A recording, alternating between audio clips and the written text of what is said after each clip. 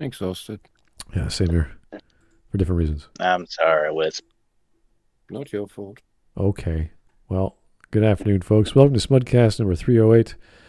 This is going to be a Wolf of Thorns video called Video Games Have Become the Highest Form of Human Storytelling, and No One Has Noticed. And this was all in capital letters. Not screaming, but each letter, the beginning of each word, is capitalized. Tell me that title isn't as ridiculous as it sounds. Everything with that title is wrong. Yeah. First off, that this is the highest form of storytelling. Secondly, that nobody has noticed that this is a high form of storytelling or can be. How pretentious can you? Yeah, it's very pretentious. I know. Gaming human storytelling, Yeah, by the way. not alien storytelling. I hope he tells me when this has happened, that it has become the highest form of storytelling, because there were pretty damn good stories in video games in the 90s and some even already in the 80s. Oh, yeah, so if he comes up with this, with this The Last of Us bullshit, then fucking kill yourself. That's pretty much it. Oh, absolutely. Kill yourself. Oh my god, Tired Wisp just literally like skips the rants and just goes straight to just kill yourself. Yeah, it's easier. just every day it's like Last of Us. It's so phenomenal.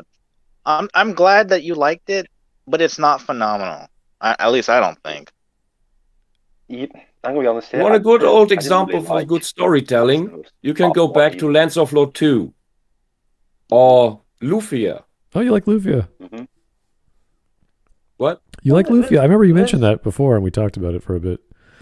It's a wonderful series. The Super Nintendo game is awesome. There's all kinds of cute JRPGs that are simple, easy to get into. Storyline is very clear. I wouldn't call them great works of fiction, but it's fun enough to follow along that you don't get lost. And I think that's pretty much all you need in an RPGs, especially that with whole world is amazingly crafted. Like there's even this little bit of this isolated island that's essentially in that volcano, and that's why they have no contact with the outside world. They have very little magic, and they are the people who actually develop tanks. And you just crush through them because you have magic, and so you just go through because it's just a side quest really, but it's a really fun one on the storyline to so that you can get a functioning engine to upgrade your boat into a submarine and later on into a blimp, so that your ship with which you travel the world map can turn into a submarine and a blimp, and it's great. See, I mean, you usually have these, or some of these games have these travel upgrades for the world map, and in Lufia it's just wonderfully woven into the story. And you have all the characters of the main cast are great. It's like you only have 4 active party members, but throughout the story, you go through almost a dozen characters, and one of them, Deka, he's the epitome of the dumb warrior who bashes through walls. And there's a really, really great scene where he sacrifices himself so that you can get out of a collapsing temple. And then he's gone, and it's really sad. You have a time skip where the main character and the tsundere leader wife of a kingdom, you have a kid together, you marry, you have a kid, and later have to rescue that kid. Great family storyline, little excursion. And in the end, because you all thought Deka is dead, and I'm sorry for the spoiler for this 30-year-old game. Yeah, Deka comes back to your rescue out of the blue, Deus Ex Machina, because he's just so awesome and unkillable. And for 10 years, everybody thought he was dead, and there he is. They said that, yeah, took me a while to get out of there. He just went on his own adventure after that. It's great, and it's about you have this floating island of demon lords. That is the main ending thing, and there's a bit of an epilogue after you kill the final boss. There's the whole story is a bit cryptic. One of the demon lords, actually, I forgot the actual names. what they were called. But Eris was playing a double cross. She was actually guiding you all the time in order to destroy the demon lords, but you also had to fight her. But only after the fight she would reveal that, or during that or something, that was actually her all the time. So she had her own agenda, and it isn't in that game, it isn't made clear why. And after that, in the ending, after you kill the final boss, problem is in his dying with his dying breath, he plotted a course to let the floating fortress island crash onto the hometown of the hero, that where you've not been for 10 years of the storyline. But it's a kind of a shitty move, of course. Or to somewhere else. I don't remember the actual course, but it's like big relevant populated area. And your wife already sacrificed herself, so she's dead at that point, and you are just stumbling through the crumbling remains of the fortress, crawl beneath the bottom of it to, with the last of your life energy, destroy the guiding propulsion crystals of the island so that it changes course, and then the main character dies as well, and everybody's dead. But the island crashes into the ocean. And that game has such an amazing story and great puzzles. It's one of the games that has really, really great puzzles. There's a lot of great JRPGs that are overlooked from, I think, the NES to the SNES era, just because the bigger names have been more attractive or they caught on better for whatever reason. But this is the only ones we get. Like, there's all kinds of other games we did get that are hard to find. What I love about that era is that because of the hardware limitations, the developers had to focus on gameplay and story if they had it. If you can focus on story, you don't necessarily need to. But if you do a story game, you can tell great stories in these games. Oh, that's why some games, like with the dawn of the PlayStation, we had this, like Konami was doing fun stuff. The Suikoden series, which was just 108 characters that you have to recruit. You raise an army, you build a castle, you customize it, you upgrade it, and there's so much stuff to do, and they have to put all that into one disc. This is the dawn of the was it Beyond the Beyond? I think was the only one other else that came out the same year. That was an RPG or JRPG, and they were using Red Book Audio, which is the actual recording of instruments that musicians were using to make the music. So you had this amazing guitar melody, and it's the main theme of the song, and it's played out throughout the entire game. And it's a story based off the ancient water margin story of Chinese folklore. Oh, it's beautiful. It's a story of you rebelling against your dad in a war, and everyone follows you to fight back the evil empire. Good stuff. Oh, love these things. That's besides the Super Nintendo things, like Terra Enigma is also a great example of something with amazing story where they also had to cut content a lot.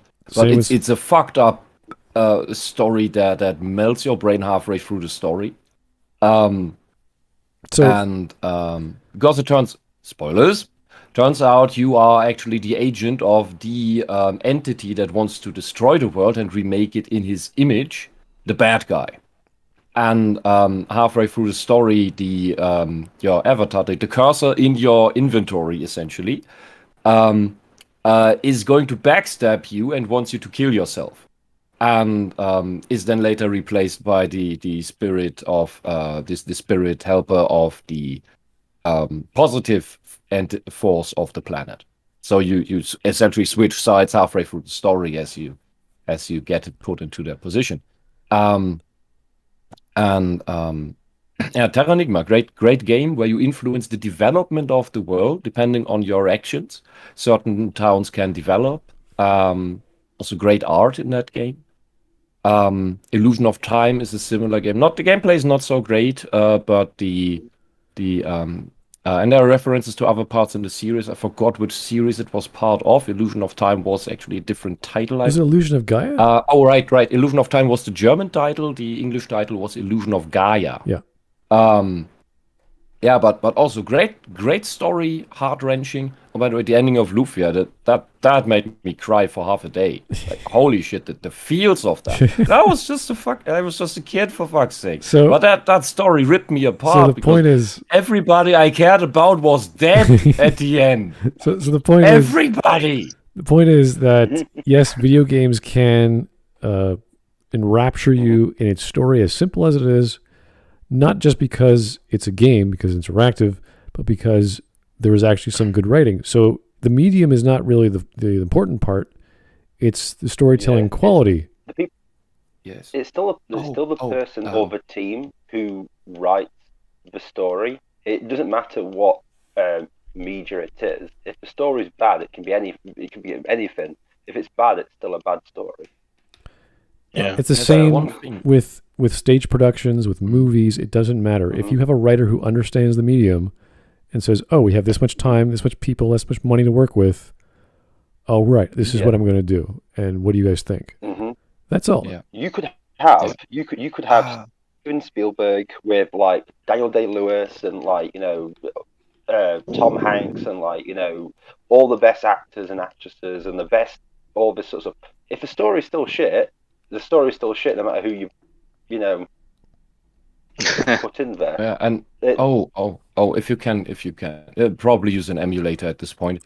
Play Xenogears for the PlayStation, and they had to cut a third of the content because there wasn't enough development time because the producer wanted to release, and they would have needed another CD to fit that on there. So there's a third of the story is missing, and it is still bloody amazing and mind-blowing. And one thing from the West that I really would like to people to check out, you can probably get it on Good Old Games, is an old RPG from Westwood that is Lands of Lore 2. I mentioned this before. Not because 3 is bullshit, but Lands of Lore 2 is a bloody amazing story.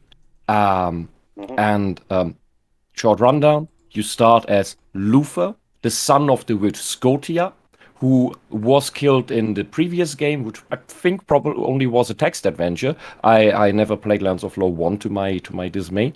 And in her dying breath, she bestowed her powers or curse onto her son Luther, who couldn't control the curse and just turned into either a giant brutish monster or a tiny little velociraptor who could use magic like mad. And throughout this, the cutscenes are these old real actors in front of blue screens, and they're woven into the game. So if you come at it from the wrong angle, it looks more off. But it's a wonderful story where first you seek out the Drarakel, which is the dragon oracle, who tells you where you need to go, sends you on a trip into your adventure. You don't see the guy for a long time.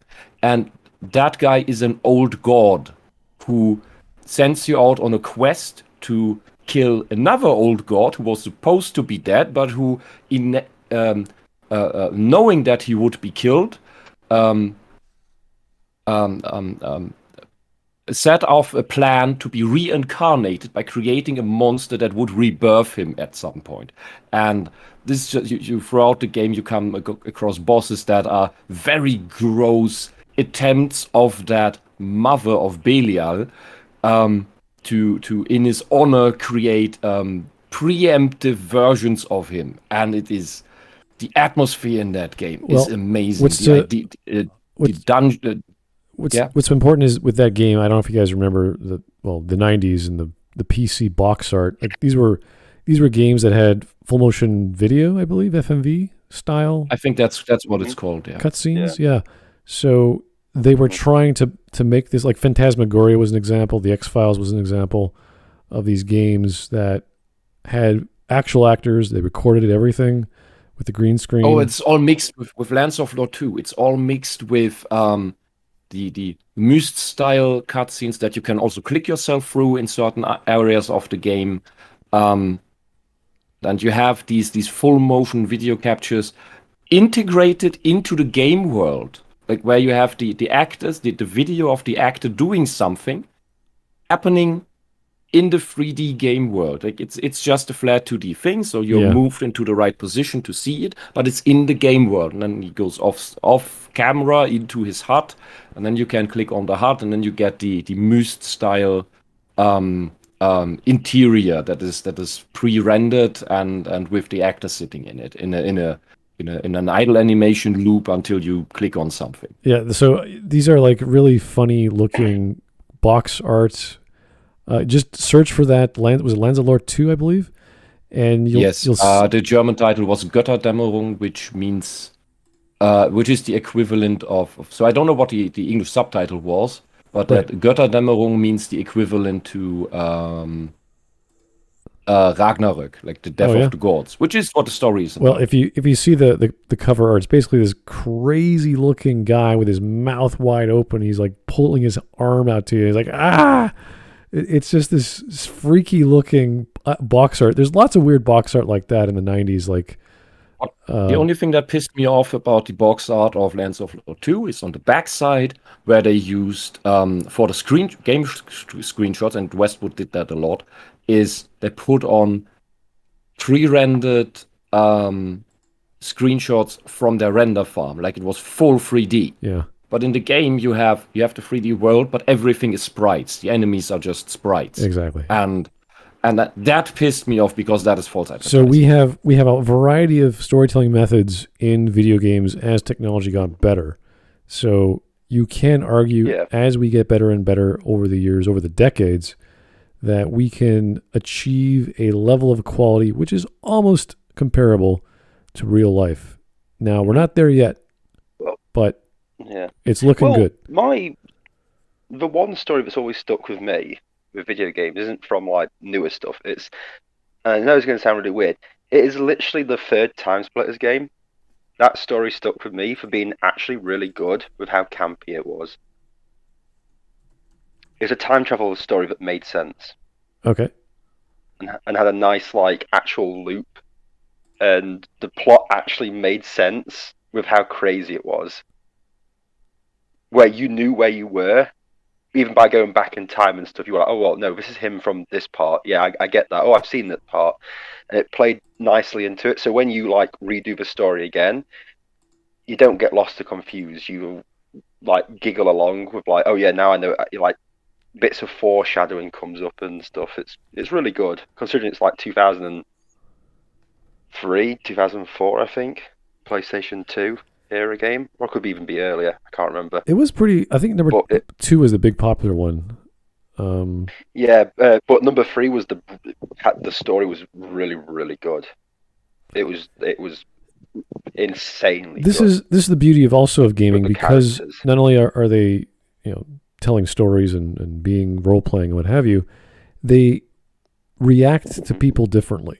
Because of this weird juxtaposition of character and player character, and how you identify with that, how the music works. Like we were talking about JRPGs, all the games that Wisp likes that I've noticed are either classic JRPGs, or they have a certain musician that's the same, or a certain musician that's very. Yeah, I noticed that too about the musicians. Yeah, like I throw in games and hey, I know this kind of music. It sounds very similar. Yeah, like the game. Yeah, the worst and greatest, and I actually was proud of that.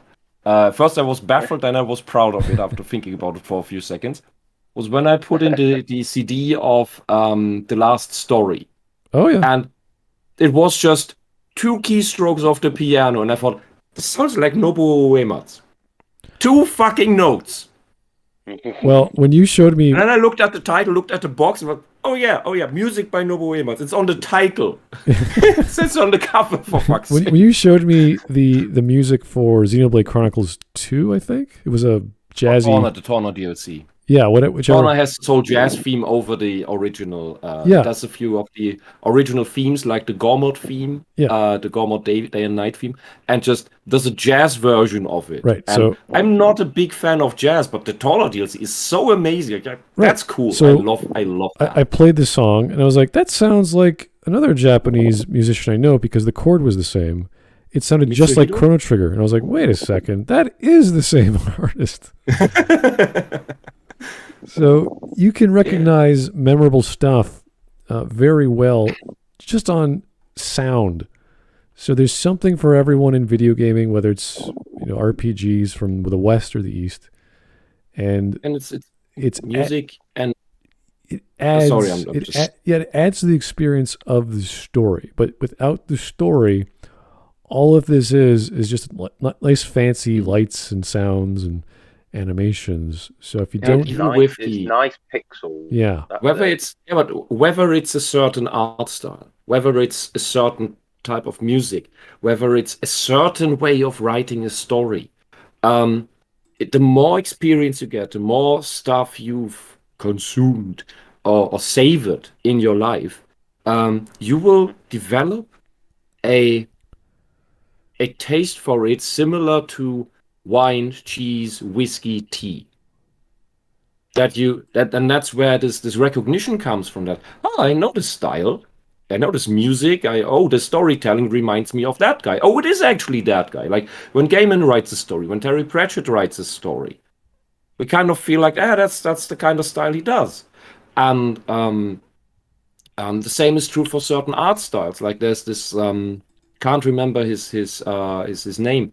Pixel artist, very famous guy within pixel art, who did I think he's most known for his sprite animations on Metal Slug. But he's done a lot of other things. Like if you've seen Gravity Falls, there's this one story with this pixel character from a Weep game in an arcade that comes to life. And she is designed and animated by that same artist who did the Metal Slug art in-game animations. And he also did the Simpsons intro with one of his this long scroll psychedelic GIFs on his blog that he does with different characters and everything stacked up on each other. If someone finds the name, Google him up. He does amazing stuff to this day. And you just see certain styles of pixel and think, yeah, that's the guy. Because there's no one else who does this. All right. So what we're trying to say is there's lots of different formats of the medium, and it's been changing and growing as the decades go by, as we get better hardware and software. So it allows us to experience stories in a different way that we've never done, but that doesn't make the story any better. It's just a different flavor. It's just a different format.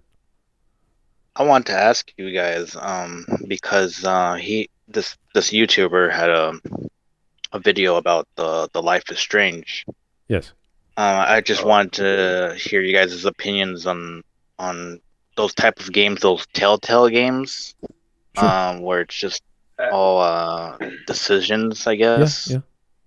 Okay. That sort of stuff never really gets me. Well, yeah, because the focus, like, think of BioWare. The BioWare games effectively are dialogue. That is what they are. The secondary aspect of them are the combat. So when you're thinking of games with choices and consequences, you're thinking of branching narratives. The Telltale games that's it. That's pretty much all they do. Maybe some quick time events to make it a little saucy here and there, but they're nothing overtly complex. And I always say that because I always have Alpha Protocol to fall back on, because that's where things get really complicated. Mm-hmm. Where these games are based off one choice you made here, and then you see that choice come to life in chapters later. So if you want that level of control of I'm doing the story, that's why you play those games. The problem is they're so diverse. There's so many branching like there's one ending with the Batman series where you end up befriending the Joker and he's like your best friend and you give up everything to be nice. It's like that would never happen. That's actually a thing. Yeah, that is actually a thing. I saw my brother play it, and he went, "No, I'm done."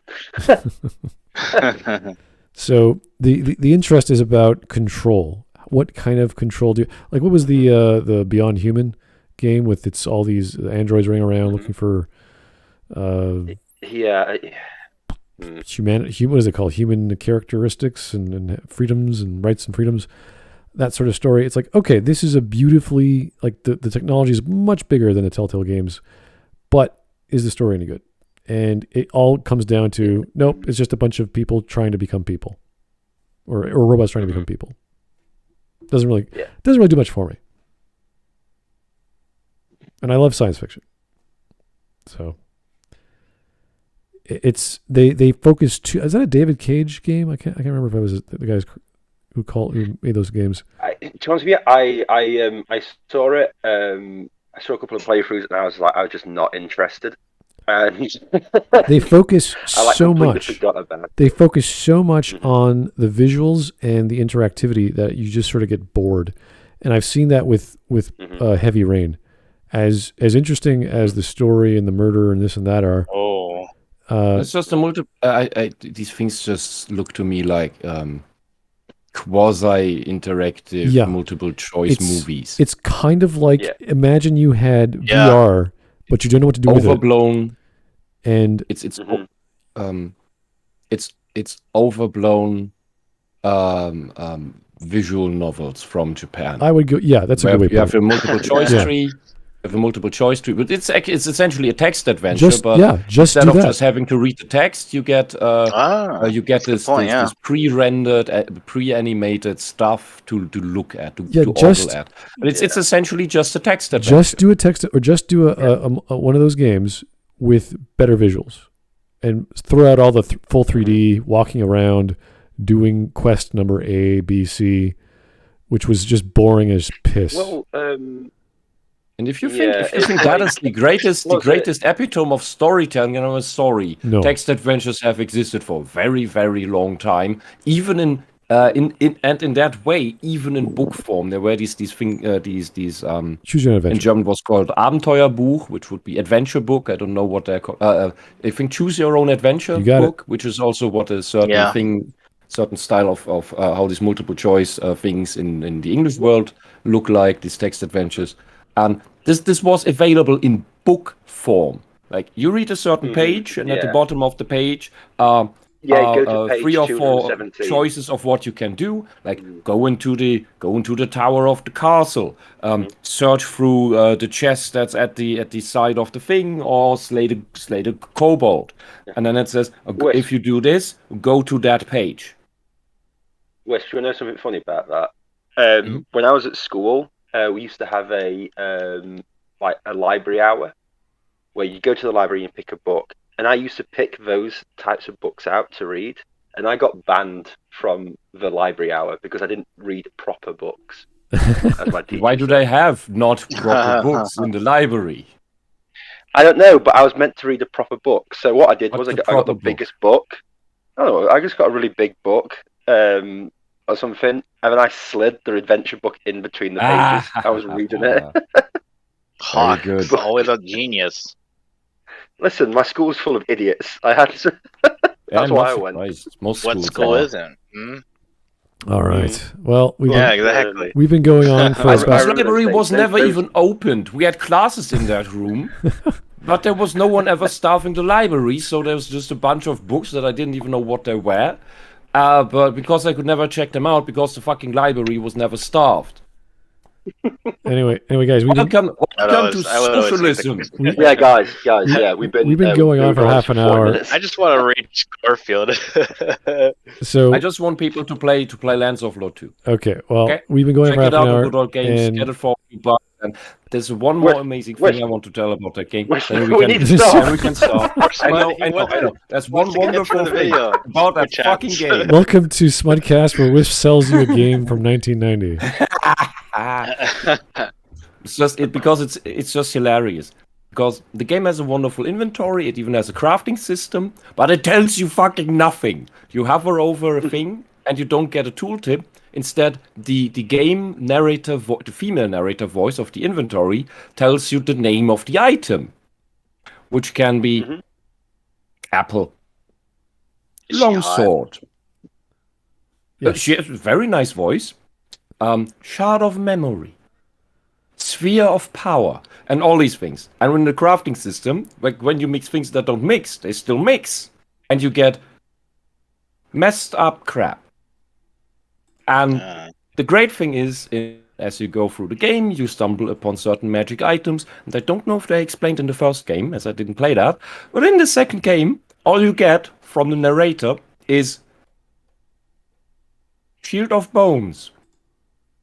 Or golden scarabæus. Like, you don't know what these fucking things do. You put them in your inventory and in your equipment slot.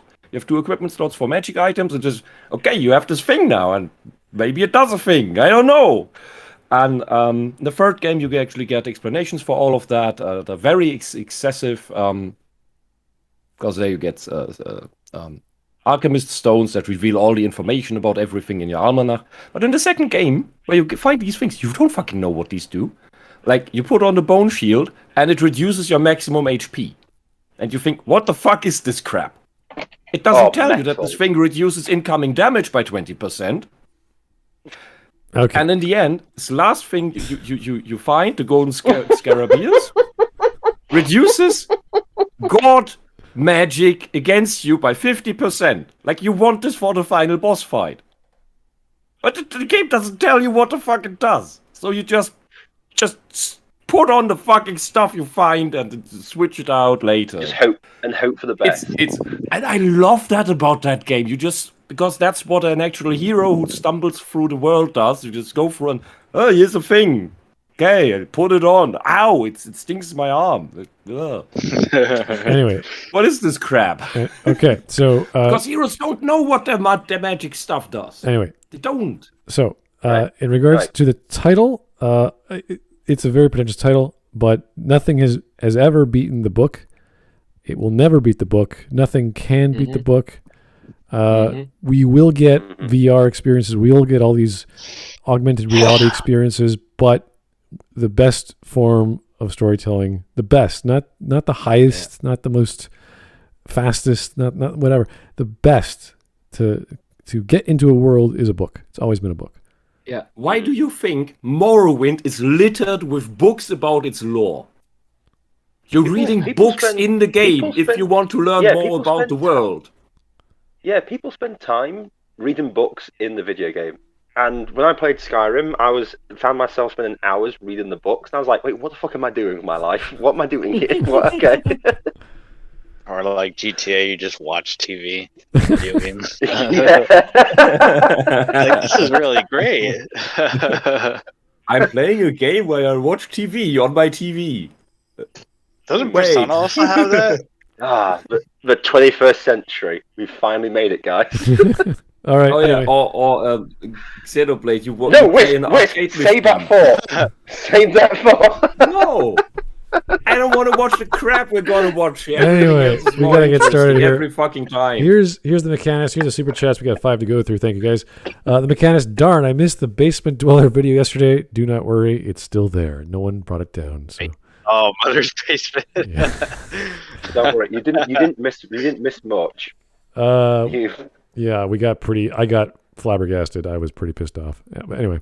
You should skip parts of JoJo, but don't skip any parts of JoJo. Just do it how I say you should do it, because I am bestest brain ever. And you can always go back to it to watch it. Okay. Yeah. Thanks. Sorry, but yesterday I even had to switch out from having that run in the background because it was unbearable. It made no sense.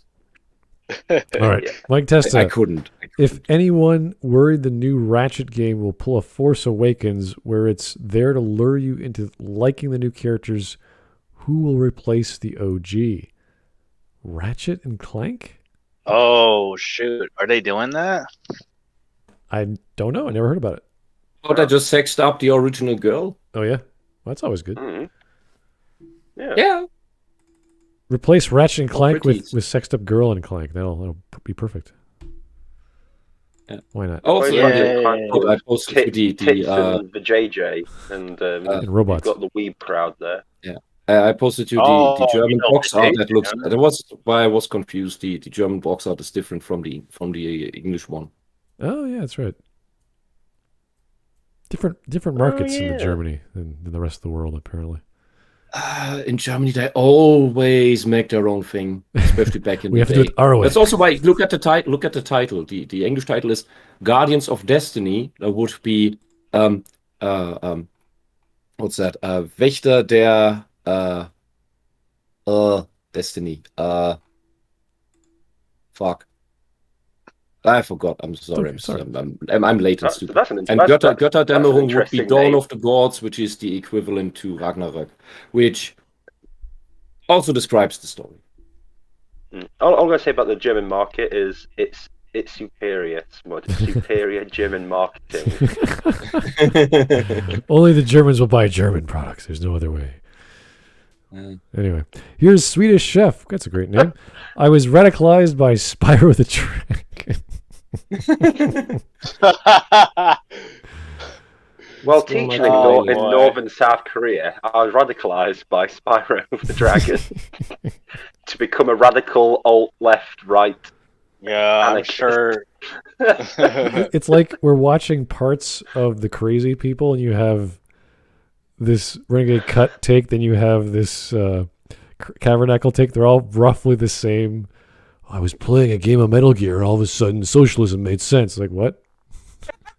Excuse me? Yeah, I don't know what conservatives put their worldview into that game. The fact that sentence... Please get better on your Meg. Is literally like... Metal Gear Solid is about socialism. Makes me just go, you know something? Gay Frogs by Alex Jones isn't the weirdest thing I've ever heard in my life. Mm-hmm. It's... At least there's a kernel of truth in everything Alex Jones says. And Red Dead Redemption's about climate change. Yeah, and Red Dead Redemption's about climate... Jesus fucking Christ. You know, that broke me. Because one side really mission is about the owners of an oil field. Wow. Yeah, what really gets me is, like, you know, if you go down, like, downtown, you've always got, like, the crazed drug head who just spouts random shit, and you can't understand a word they're saying. They make more sense than these bread tubers and commies on YouTube. I'm like, I'd sit down and have a conversation with Keith the meth head more than I'd sit down and have a conversation with Cavernacle about anything. Yeah, well...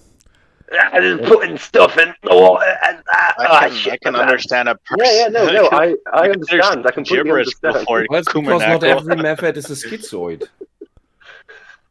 All right, let's. You got $1? Yeah, I have got $1 for you, mate. Anyway, Cavernacle. Subscribe. Blue Sky Meth. 99%, yo. Let's get going. Here's White Knight Leo. I think I remember that name. Hey, how's it going?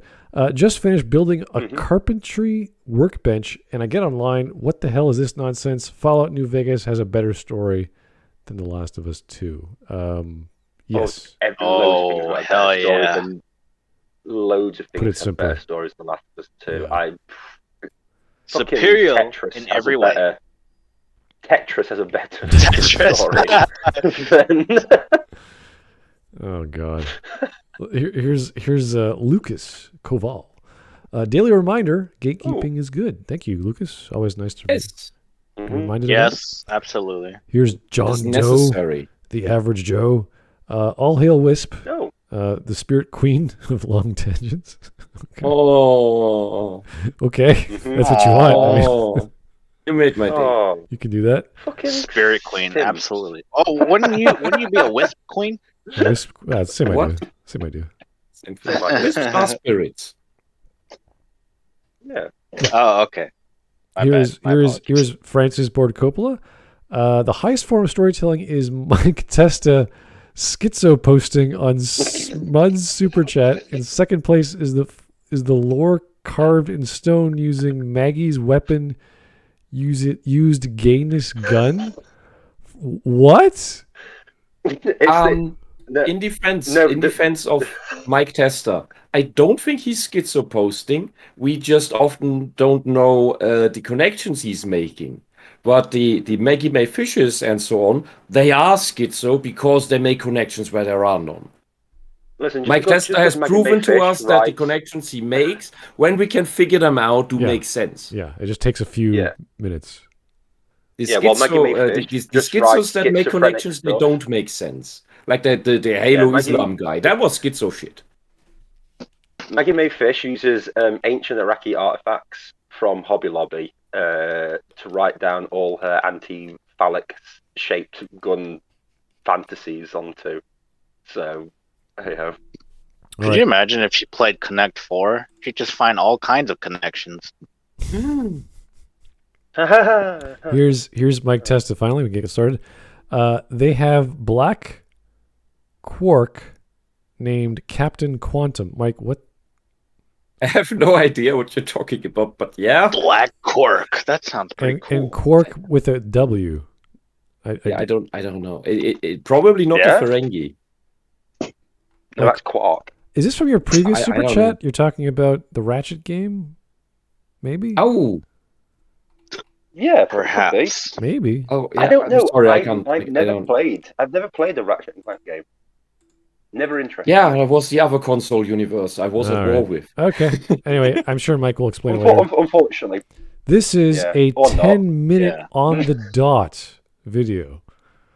Oh, 10 minutes. I don't know. So it's going to be 7 minutes and an advert. It's 10 minutes to midnight here, so we can do that. No, let's do we can talk about interesting things. Let's go. Wisp, don't talk. Let's go. A good story.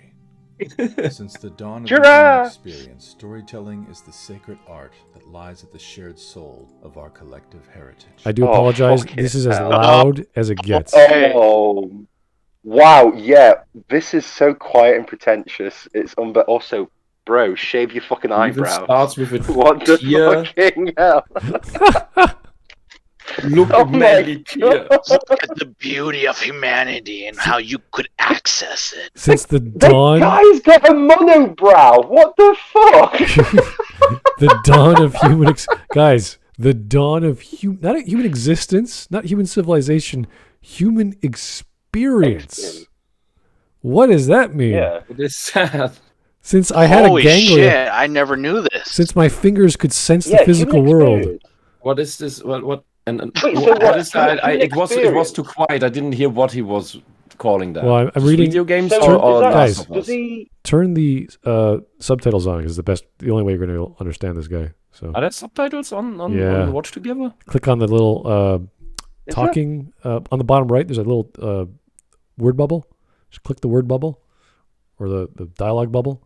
There's no word bubble on Watch Together. Oh yeah. Oh, there. Here. Oh, English. Yeah, I got it. Yeah. All right, there we go. But yeah, that guy. Seriously, shave your. Yeah, hopefully, if you speak Storytelling English. is the sacred art that lies at the shared soul of our collective heritage. That is a nice sounding sentence. Yeah, but you'd think, but it'd be great. But that guy, seriously, shave your fucking eyebrow. What is plot? Just do it. Hawk, don't be a sexist, okay? Hey. Use tweezers. I'm not being a sexist. I'm just saying. You don't shave that. You use tweezers. That's oppression. Listen. Unless he's trying to say that guy looks like a Neanderthal to get his point across that we've had. No, that would be racist because he's brownish. No, it's racist because I don't like Neanderthals are white people. No, he's not brownish with. He's black, okay? Oh my god. Anyway, we're not insulting Neanderthals. He's not brown. He's just wannabe white. Let's continue. Here's Swedish chef my again. God. The shrinking horse nuts symbolize the polar caps. Oh god. Okay. Is that what Bosch said? Did he play too much Red Dead? I don't know. Maybe it's possible. Oh, I still cannot believe that they literally went, "Our horse balls shrink." It's like, cool. That's a great. Can't fix John's face, but they can do horse balls. Yeah. Yeah. Mike Testa, yes, and it comes of as unoriginal. The Ratchet and Clank. So yeah, that quark is the Ratchet and Clank. Yeah. Okay, I get you. Ah. I understand. Yeah. Well, someone did. Here's Space Wolf Blackmane. The title I don't even disagree with, if fully realized, but let's see how this goes. And enviably crashes and burns in epic fashion. Okay, I get what you're saying. Okay. Yes. All right, let's start, or rather continue. Telling stories is one of the most ancient aspects of the human condition, Okay. predating civilization, as old as our mastery I can't of fire. take this. Our mastery of fire, we learn to teach kids. I seriously cannot. How do you know that? Oh my god! Seriously, man. This is really just an assertion of him, but Yeah. we do know that other species do tell each other stories. Apparently, ravens seem to do that. Bees do Dolphins that. seem to do that. Elephants seem to do that. Whales seem to do that. Londoners tell each other stories. Cockroaches. All kinds of That creatures. we don't know. In That some, we don't know. But in these some other highly advanced mammals Canadians? Yeah. do. Well, pretty advanced mammals. The donuts are on sale. Robotics. Well, Do Canadians elephants tell mainly each other mainly stories? communicate through infrasound, so we don't even hear what the sounds they're making. It's how they communicate true, over yeah. several kilometers beyond the horizon. It's pretty interesting. Here is It was discovered by accident. Here is Tyler Preston. Thanks for the donation of $2.34. Oh, hi, Tyler. Very specific. So I just watched the trailer for Kevin Smith's He-Man and the Masters of the Universe, and I was impressed how fun it looks. I agree. I liked it too. Naturally, the She-Rees on Twitter are bitching about it. Panders to fanboys at 40 of a 40-year-old toy commercial. Oh, the saltiness. You know, if it panders to me, I don't see a problem with that because that looked awesome. Oh, but what pisses me off is that these same people cheer for everything that panders to sexually depraved women in their 30s and 40s. Oh, God. That think all children should be indoctrinated into being gay and trans. You know, if they But just dare we make something authentic? if they just stick to their own sexuality, I think everyone would be fine. That's all we ask. I'm not sure whether what sexuality It's like- they have. I think they're just obsessed with watching gay porn. I don't care Yeah, what well, it let's put it is. this way: She-Ra was just lesbians fucking each other, and they weren't content with it. It was literally just an excuse for women to be lesbians, and they still wanted more. And you're like, we can't give you any more. Every single character's a lesbian. What more do you want? More lesbians, but we can't give you any more lesbians. I want double lesbians. I want triple lesbians, shaken, not stirred, and stuff. I don't know what. I think they want. I think they want in the. Pornhub. I think they want in the official show the actual sex scenes. I think that's what they want. Yeah. To be honest with you, that's where it's getting to the point where I'm just a bit like, do you just literally want to watch lesbian porn in cartoon form? Yeah. That's With what they want. children. But with really good, attractive actresses. No, they don't. They don't want attractive actresses. They want actresses that are as ugly as they are. Yeah, which is kind They That's of want what I repulsive mean. porn. There is, That's there what I mean, is. By the way, there is a fetish for sex with ugly people. Yep, I should know. That's how most girls sleep with me. Self-deprecating. I humor. mean, duh. Is it so? Anyway, Well, moving it's quickly a thing for on. everyone. Fire! That was Fire! supposed to be a joke. I Here's thought you were just speaking facts. here's Mike Testa. Are we sure he's not the Neanderthal in the photo? The way he speaks, Neanderthal. no. No, Neanderthals don't speak this pretentiously. They go club, ugh, smash. Here's one more from Mike Testa. You realize they're gonna axe off He-Man, right? No. Yeah, they're gonna do a season where they're gonna act it. Really? One season? Yeah, they are. Yeah, they'll give it one. Well, yeah, come on. Look at all the women bitching about it. They'll do what they did with the Thundercats from 2011.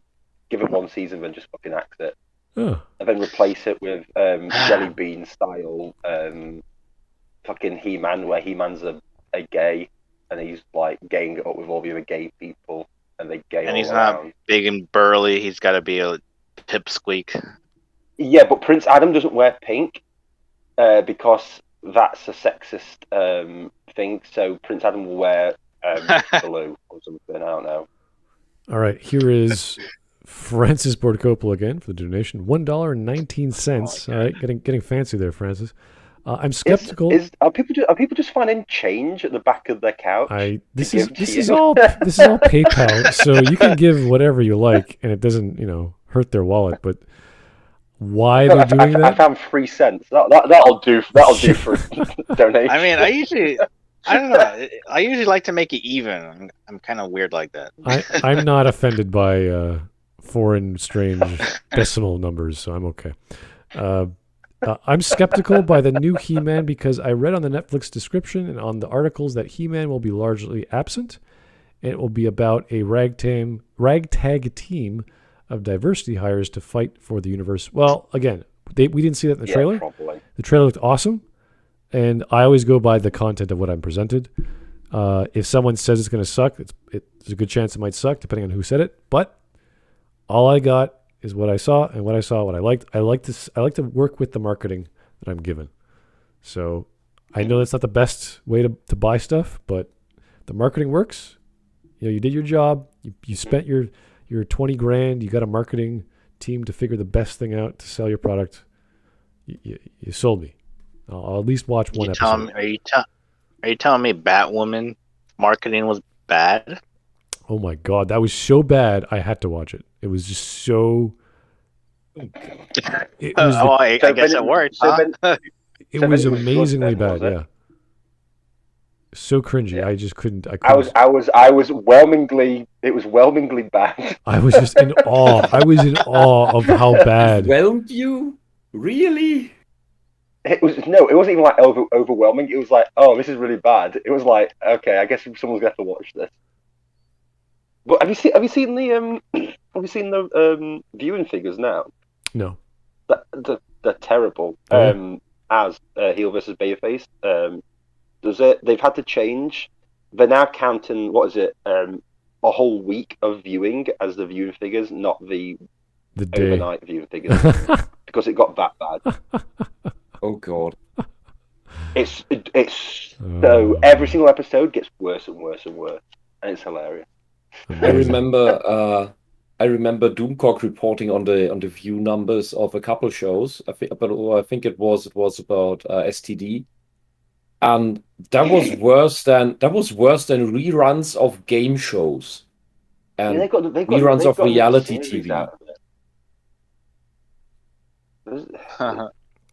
This is the thing though; they just keep getting, because it's not about the viewing figures anymore. It is literally just about the propaganda. If the propaganda is right. Well, it's about doubling down on we are making this. We don't care if it fails. It must be made. It must remain in history, in the catalog forever. Even if it is the most expensive show of all time with 20 million per episode and nobody watches it. It must be made. Okay. Yeah, I love that voice. I do. I feel like it's Trotsky who's bashing his shoe against the frickin' podium. Anyway, I never heard a Trotsky speech. Oh, you don't.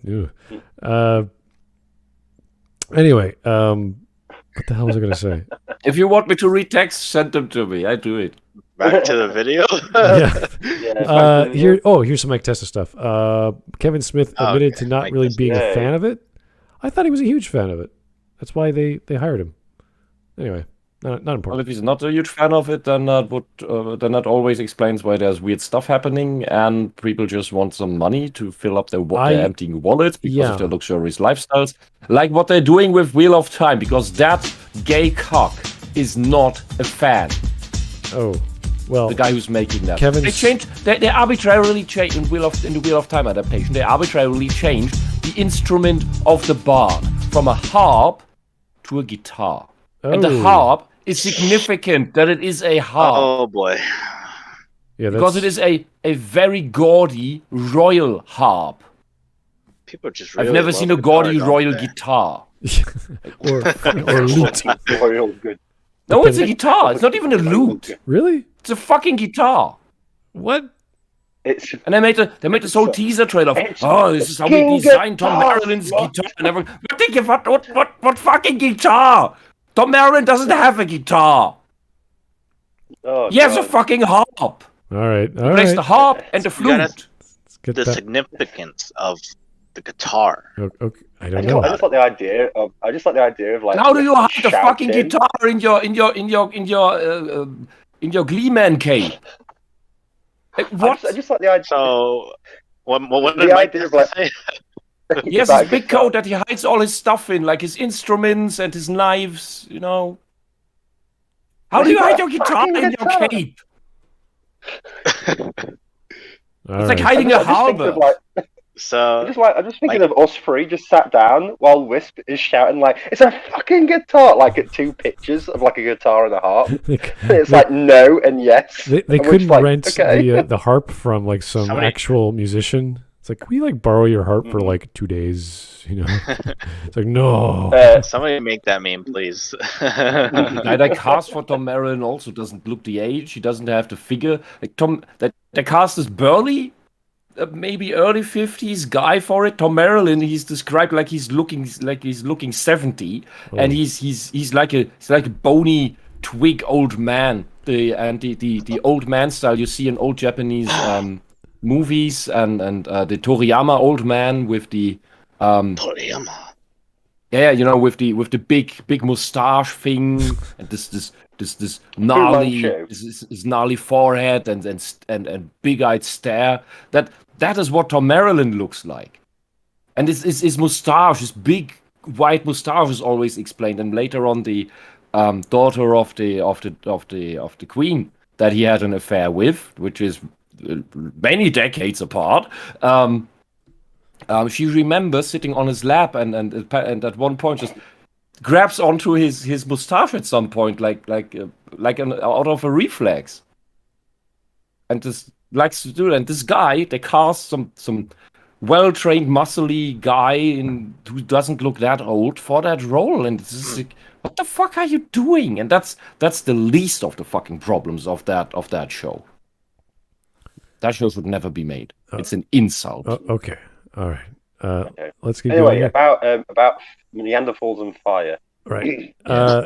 There's two more. One from Francis and one from Mike. What sucks about Batwoman? Oh boy, is that I could have a better chance of liking the show if they ditched the Batman sucks, I'm better angle. Wish she became Batman because she respected Bruce and just wanted to help people.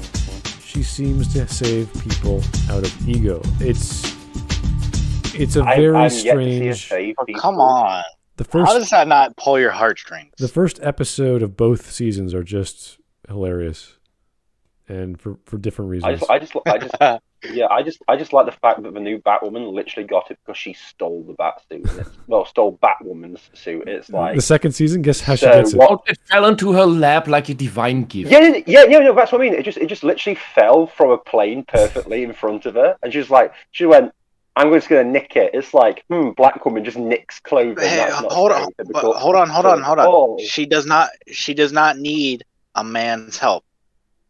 All right, that's the point. Even though she took Bruce's equipment, but she doesn't need a man's help. Why is the suit even fitting her instantly? Because women when are all the woman. Women are all women. They're a have monolith. The same size. Women You are all never the see same. women fight. You never see women complain about their size. They're all exactly the same. Okay, You they're have all to a think five. about it. She's Every the woman's a female five. Bruce Wayne.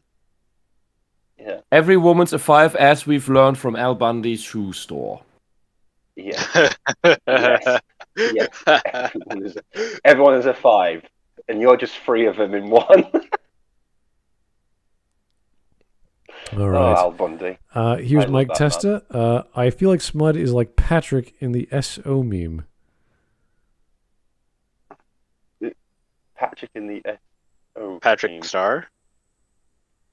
Hey, I have no I idea. hope. SO. The SO is that Sword Art Online? What is that? There's an A missing. Yeah. Yeah, but there's no A. Yeah. SpongeBob? Maybe. I don't know. SO meme. It's okay. It's a Mike Testa. We'll It's a Mike figure it Testa out. super chat. It's always a mystery. Don't worry. Here's Robert. He'll answer it. He'll answer it in the chat anyway. Robert the Deuce. Speaking as a card-carrying Polak. Okay. Somebody please calm the small German girl down My country can't take another invasion. Oh my god. Oh. Oh. It wasn't an invasion. It was a mutual splitting. The Russians and the Germans just decided that they'd like your, gardens, and they just decided to take it. But they peacefully split it between each other. Is that what we're calling it now? Huh? Yeah. Anyway. Always remember that the communists worked with the Nazis to get land. Always remember that. I just, if it is any consolation, I despise all socialists equally, whether they're red or brown. Mm-hmm. And if it's any consolation, I despise all Europeans, so we're all good. I always find it interesting that the island monkeys consider themselves not part of the continent because they happen to be on an island. Yeah, it's fine. Don't worry about it. Forget about it. Alrighty. We left. Video time. Watch the video. Video time. Okay. Mm-hmm. Or perhaps born of it. Oh. For storytelling is both our birthright and our legacy. Okay. Oh, We have fuck's created sake. it Oh, this is so almost in a pretentious. divine fashion to shape our own future. Yeah, the divine fashion of comic books. Thanks. Oh, Jesus The divine fashion of Christ. propaganda? I don't know. God, This this is guy's so- an this is asshole, so- man. This is so cringy. Dude, can you get onto the video, like video games? Okay, let's get to it. Oh, no, this is just I don't- intro. Let him have his pretentious, I don't overly need to have a pretentious storytelling intro. history. God, this feels like the starting of like on the History Channel of like He's an probably ancient alien oozing program. jizz out of every pore of his body as you read that. every Long ago, storytelling has been told by humans. Okay, I got it. I'm expecting to see a clip of aliens guy just pop up out of nowhere.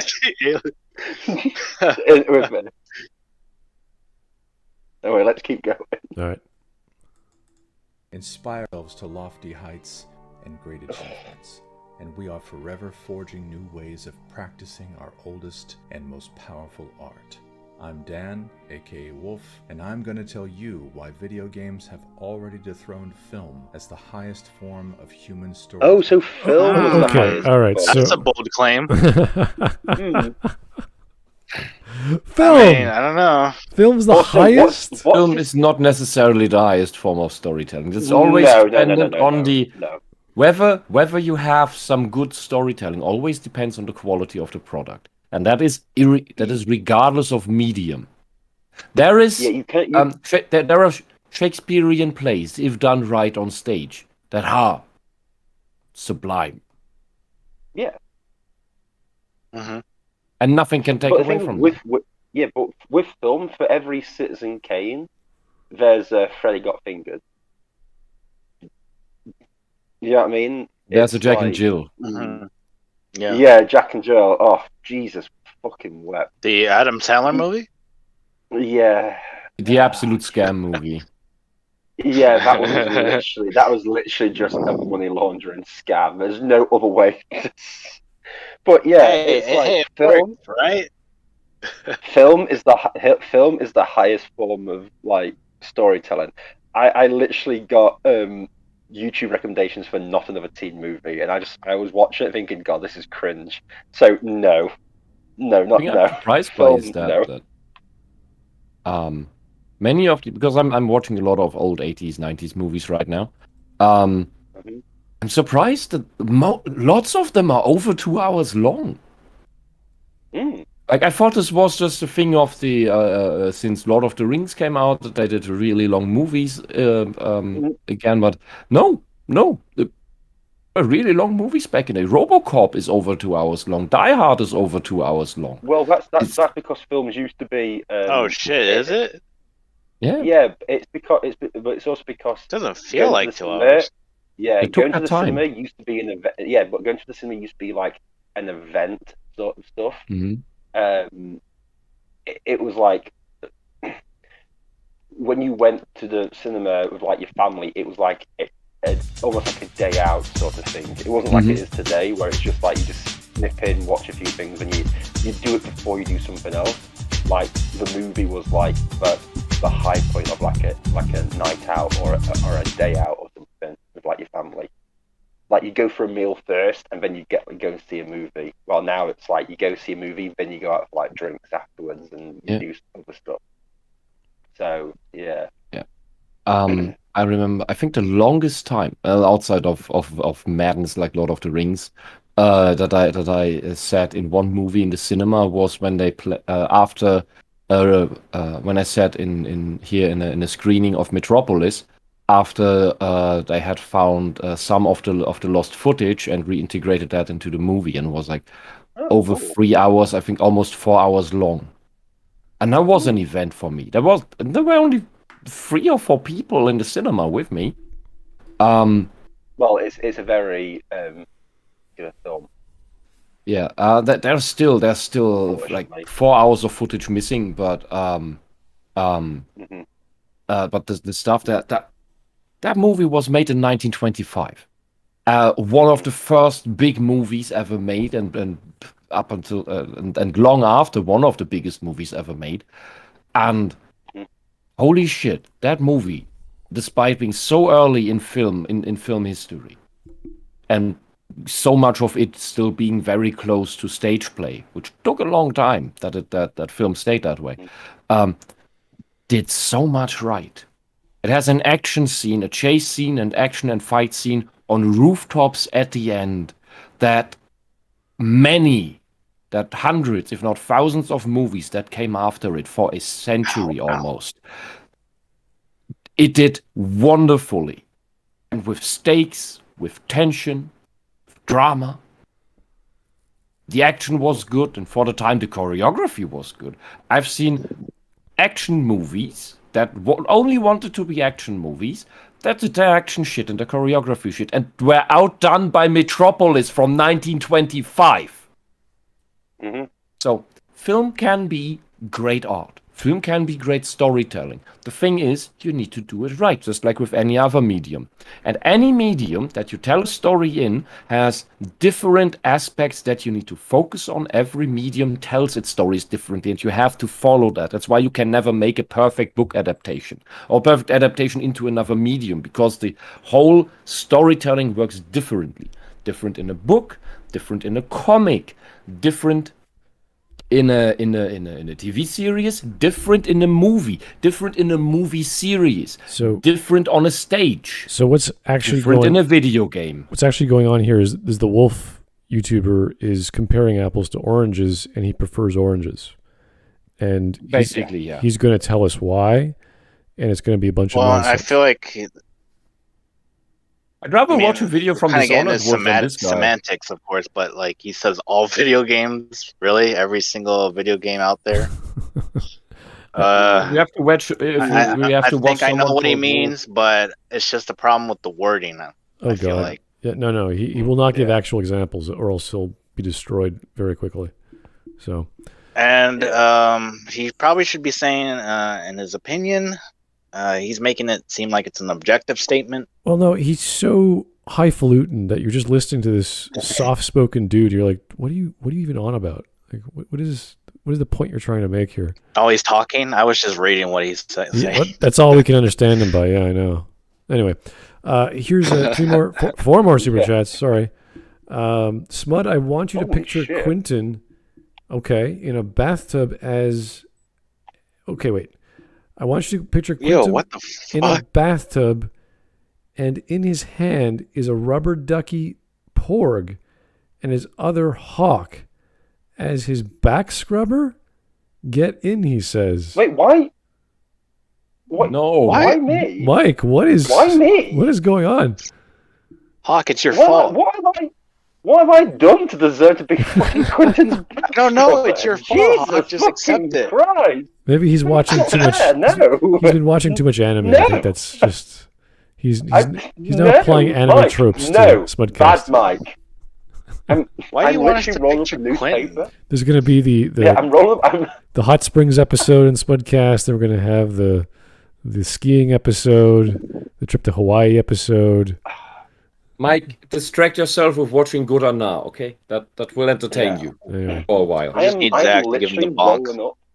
Yeah, I'm rolling up a newspaper and I'm whacking Mike Tester on the nose, going, "No, bad Mike. No, go back to other crazy things. Stop." Then we get the spray out. All right.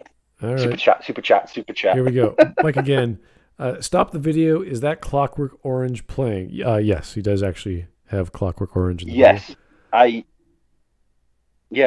thought, yeah. That was definitely McDowell, yeah. Here's Mike Testicles for the donation. Okay. Guys who make whispery analysis videos with Reddit tier titles like this, they would die in a pillow fight. I don't know what kind of... I have no idea what lives these people lead. I couldn't tell you what they're like in real life. They probably get paid better than I do. Here's Mike Testa. Then we get going. Smud, why the video SOP? SOP? Keep going, Stop, man. probably. Distracted.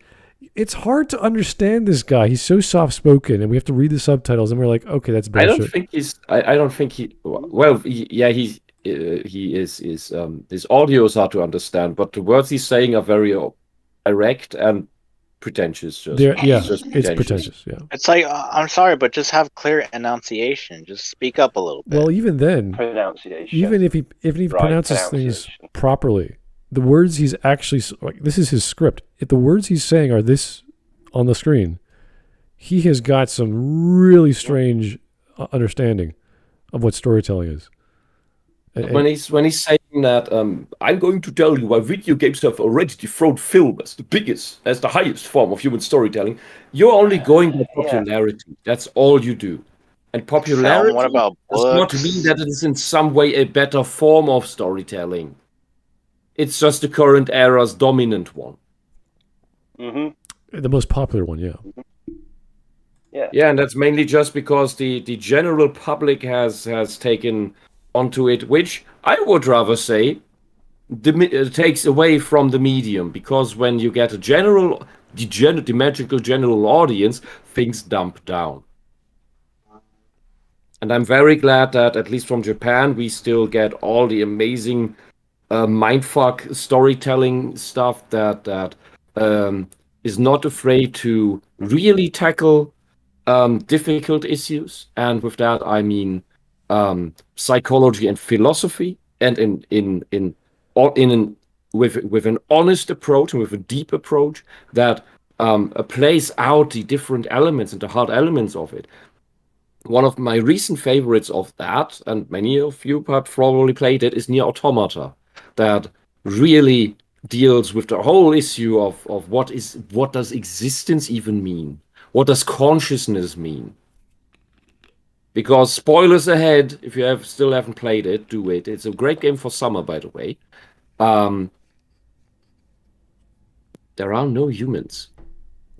They're all gone. It's just machines fighting machines. They're all androids. They all try to emulate being humans. Glory to mankind. And they don't realize it. It's great. I love it. Anyway, we're not even a minute in. Anyway, let's go. And no one seems to have noticed. Yeah, you're the pioneer, buddy. You're the man. Okay. Wow. No one seems to have noticed. You fucking idiot. No one seems to have noticed. Do you know, when I talked in the 90s as a kid about the amazing storytelling in some games, the adults all laughed at me. Because, just stupid little games. Oh, look here, great movies. Here, great books. Back before that, they laughed about people who said films can have good storytelling. Uh-huh. All right. And everything's laughed about. Music, you can tell great stories with music. If you don't think so, we don't need to go into modern stuff like Sabaton, that is adapting history. We can go back to Buddy Holly. Well, the example I would like to bring up is beside Richie Blackmore is Dio, Ronnie James Dio.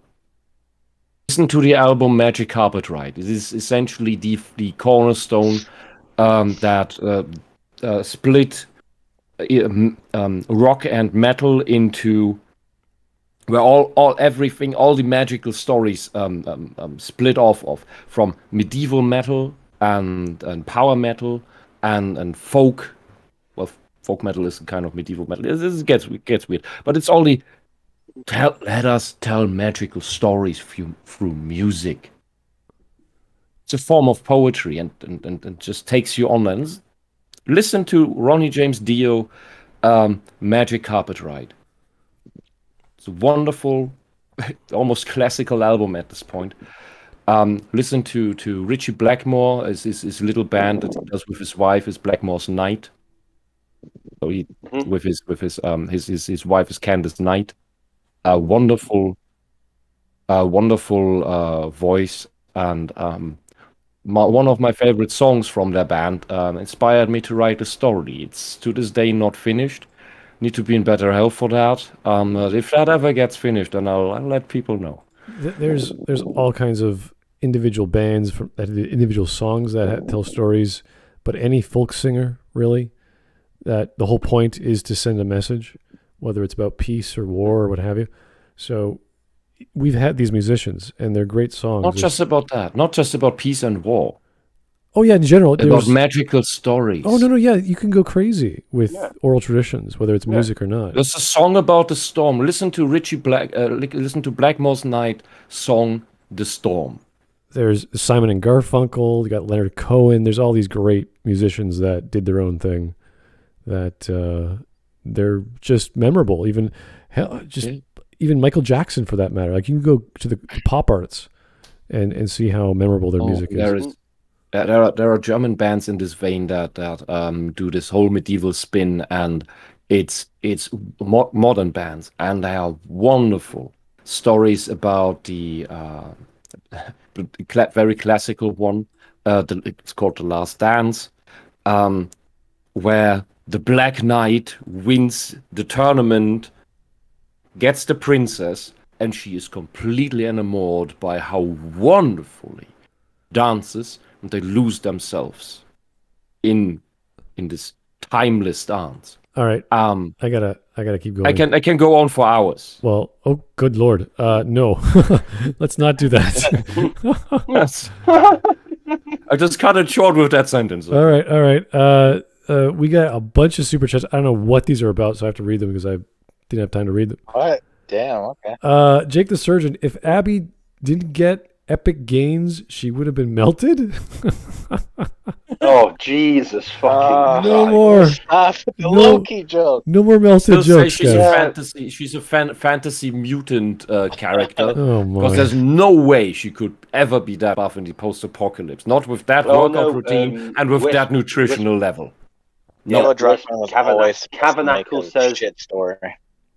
Tabernacle says otherwise. We could have been doing that video today. Tabernacle is a fat soy ass who eats chocolate. Well, orange Who's gonna balls. make what does Tabernacle know about working out? Or does he? What does this communist idiot know about hard work? I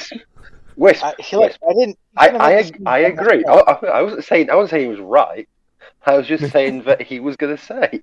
Of course he says that, because he lives in magical fantasy land where communism works. Oh, that's a good point. It doesn't kill millions of people. It's called Tottenham, but yeah, you are quite close to what. Anyway, here's the magical world of Mike Testa and his stories. Hawk, in Scared, whispers, "Call the police, help me," as he's used to scrub Quentin's back, and cries are drowned out by him singing, "We just got a letter." We just got a letter. We just got a letter. Oh God, it's a death threat. Would you read the letter, Hawk? H. H. Here's Jake the Surgeon one more time. If Griffith didn't have a naked splash fight with Guts, he would have been melted. Okay. Thank you. Thank you, Jake. But there's more. If Stalin believed in a fair trial, he would have been melted.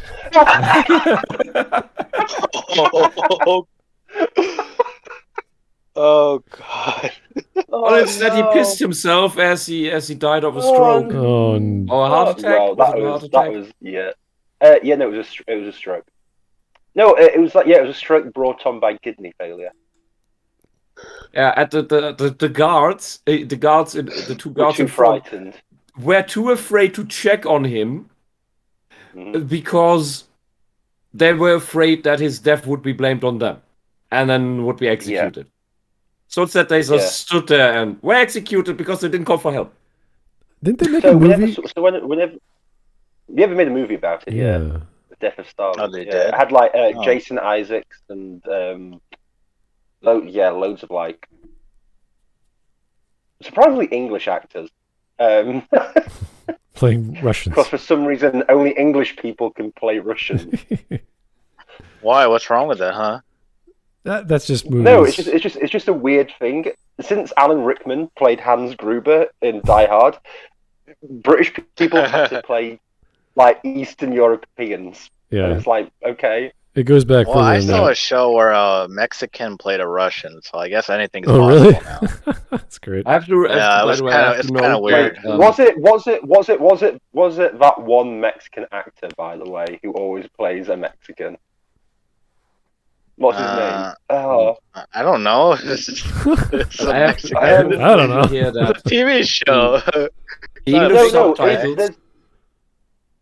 there's like sorry, I'm interrupted. yeah, no, there's like a actor who only plays like Mexican gang members. Oh, Hector.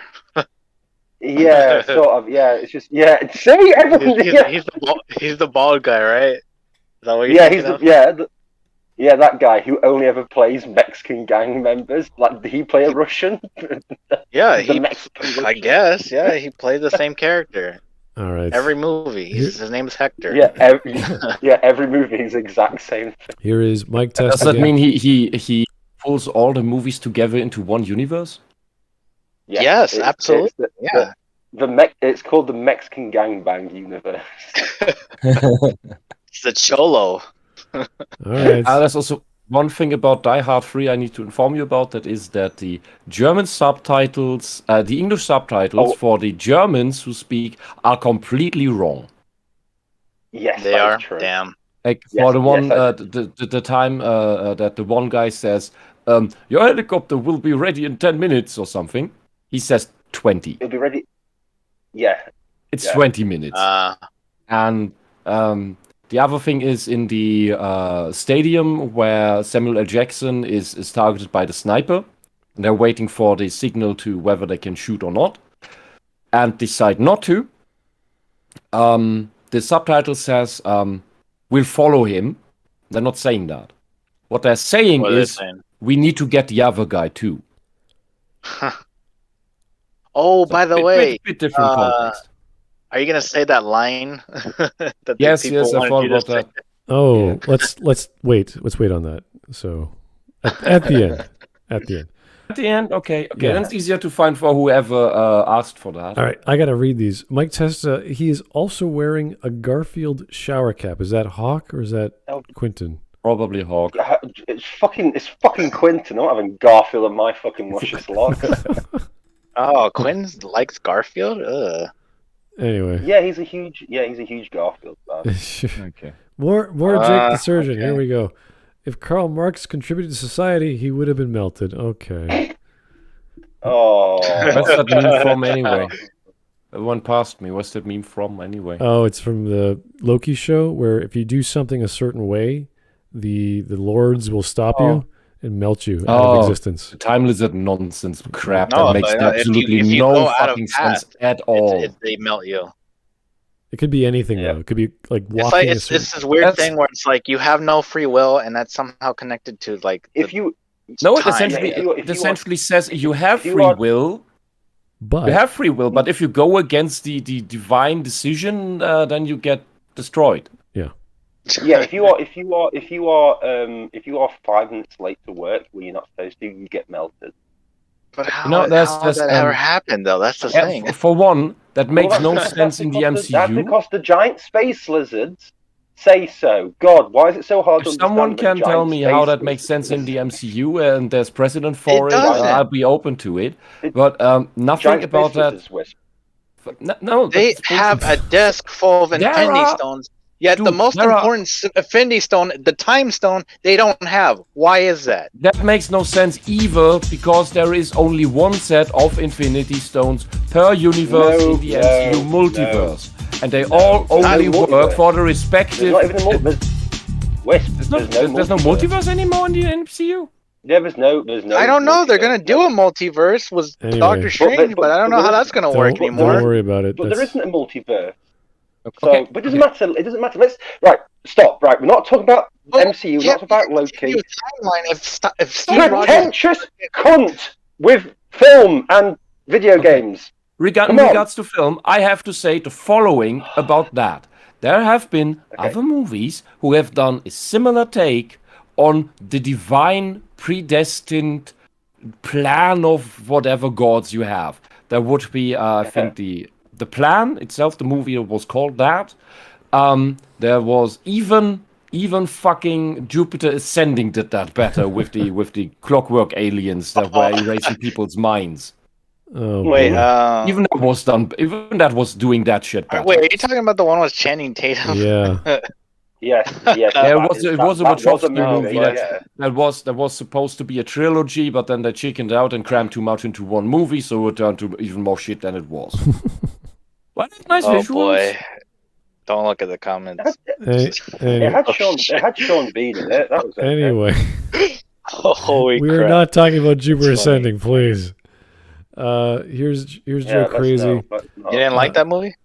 I didn't even watch it. No! Are you kidding me? What the hell? Joe Crazy, Wisp. I can go on for hours. Me, prove it. Oh, please don't encourage him. Please don't encourage Wisp. No. Wisp is fine the way he is. No, it's like that. Wisp, I can go in for hours. Chat, prove it. Smudcast. No! Anyway, here's Jake the I Surgeon. wouldn't be embarrassed again. to sing. I could sing you several albums No, songs it's from my fine. metal No, days. Wisp. We're good. Wisp. Wisp. Oh, I'd love to hear you sing. I really Eric, shut the fuck up or I will kill you. Wisp, I respect you a lot, but please no. At We're least stuck someone on- would. Are we past a minute yet? No, I want to carry on. I want to Anyway. do this video. Here is Jake the Surgeon. Jim, what are the consequences of Flash's time travel? Oh wow. Didn't we just learn that was all Dr. Manhattan anyway? We went from Flash Wait, Dr.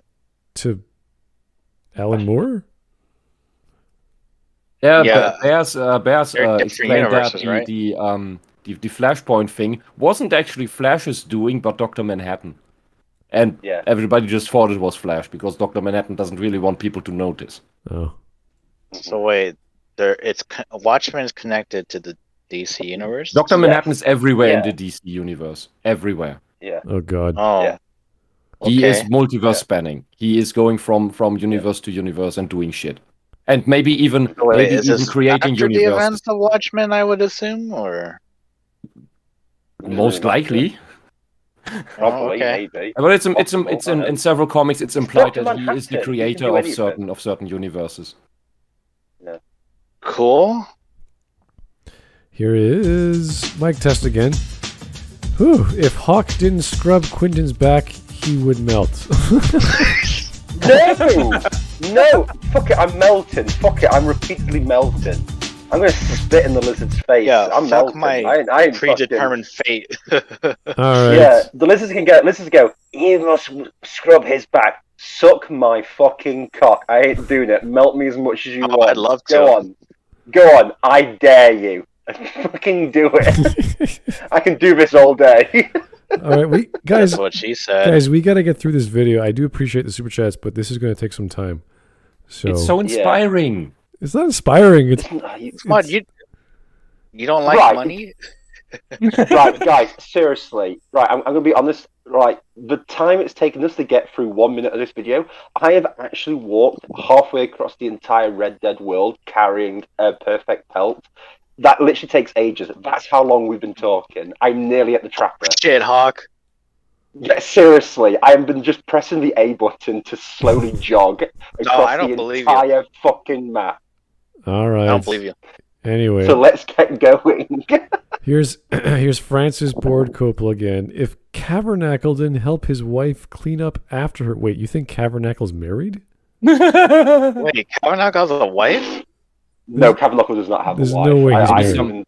Maybe some wallet exploiter or something.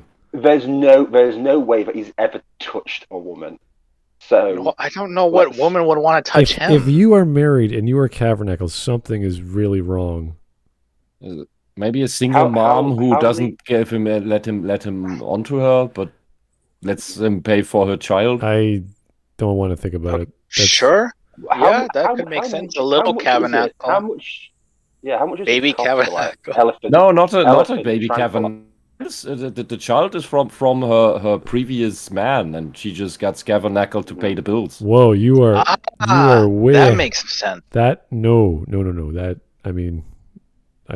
that can't happen. Maybe, but no. Dude, I know relationships that work that way. It's so pathetic. All right, okay. Well, yeah. Apparently this is after her night with Jamal. He would have been melted. So. Oh God. Did Jamal melt? Was it not meant to be? No. Cavernacle would have been melted if he didn't clean up his wife. Oh. Mike Testa does not donate. He won't melt. Here's Jake the Surgeon again. Jake, what are you doing, man? When I dance, I put a baby in Renegade Cut's wife. That's right. All his kids are really mine. I am Tyrone.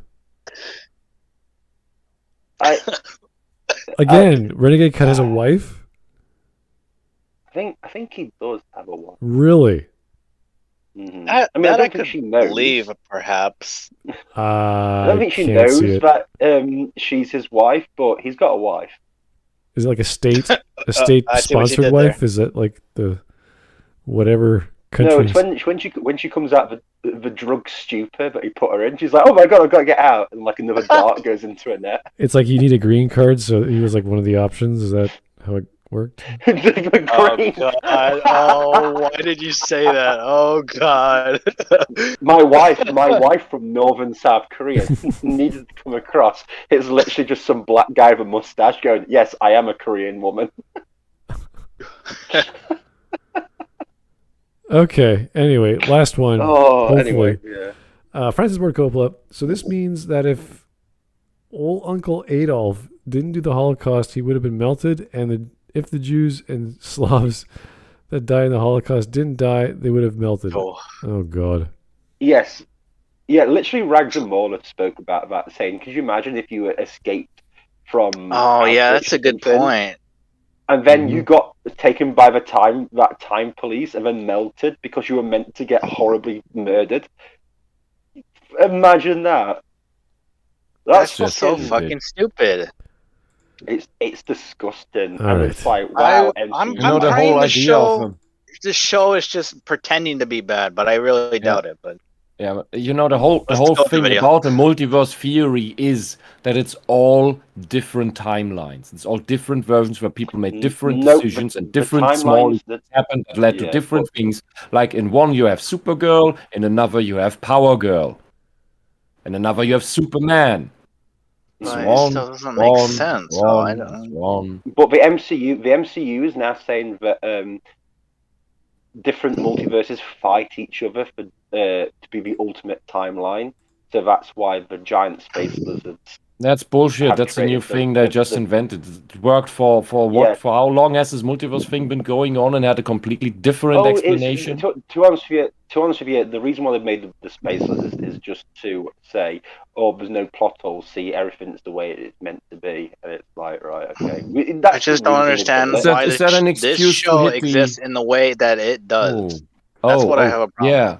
Yeah. It's see the thought I just said when you said that this is somehow a plot reason they invented in order to solidify this SJW bullshit that we make is the only MCU, the only Marvel thing that exists and is correct, and you have to deal with it.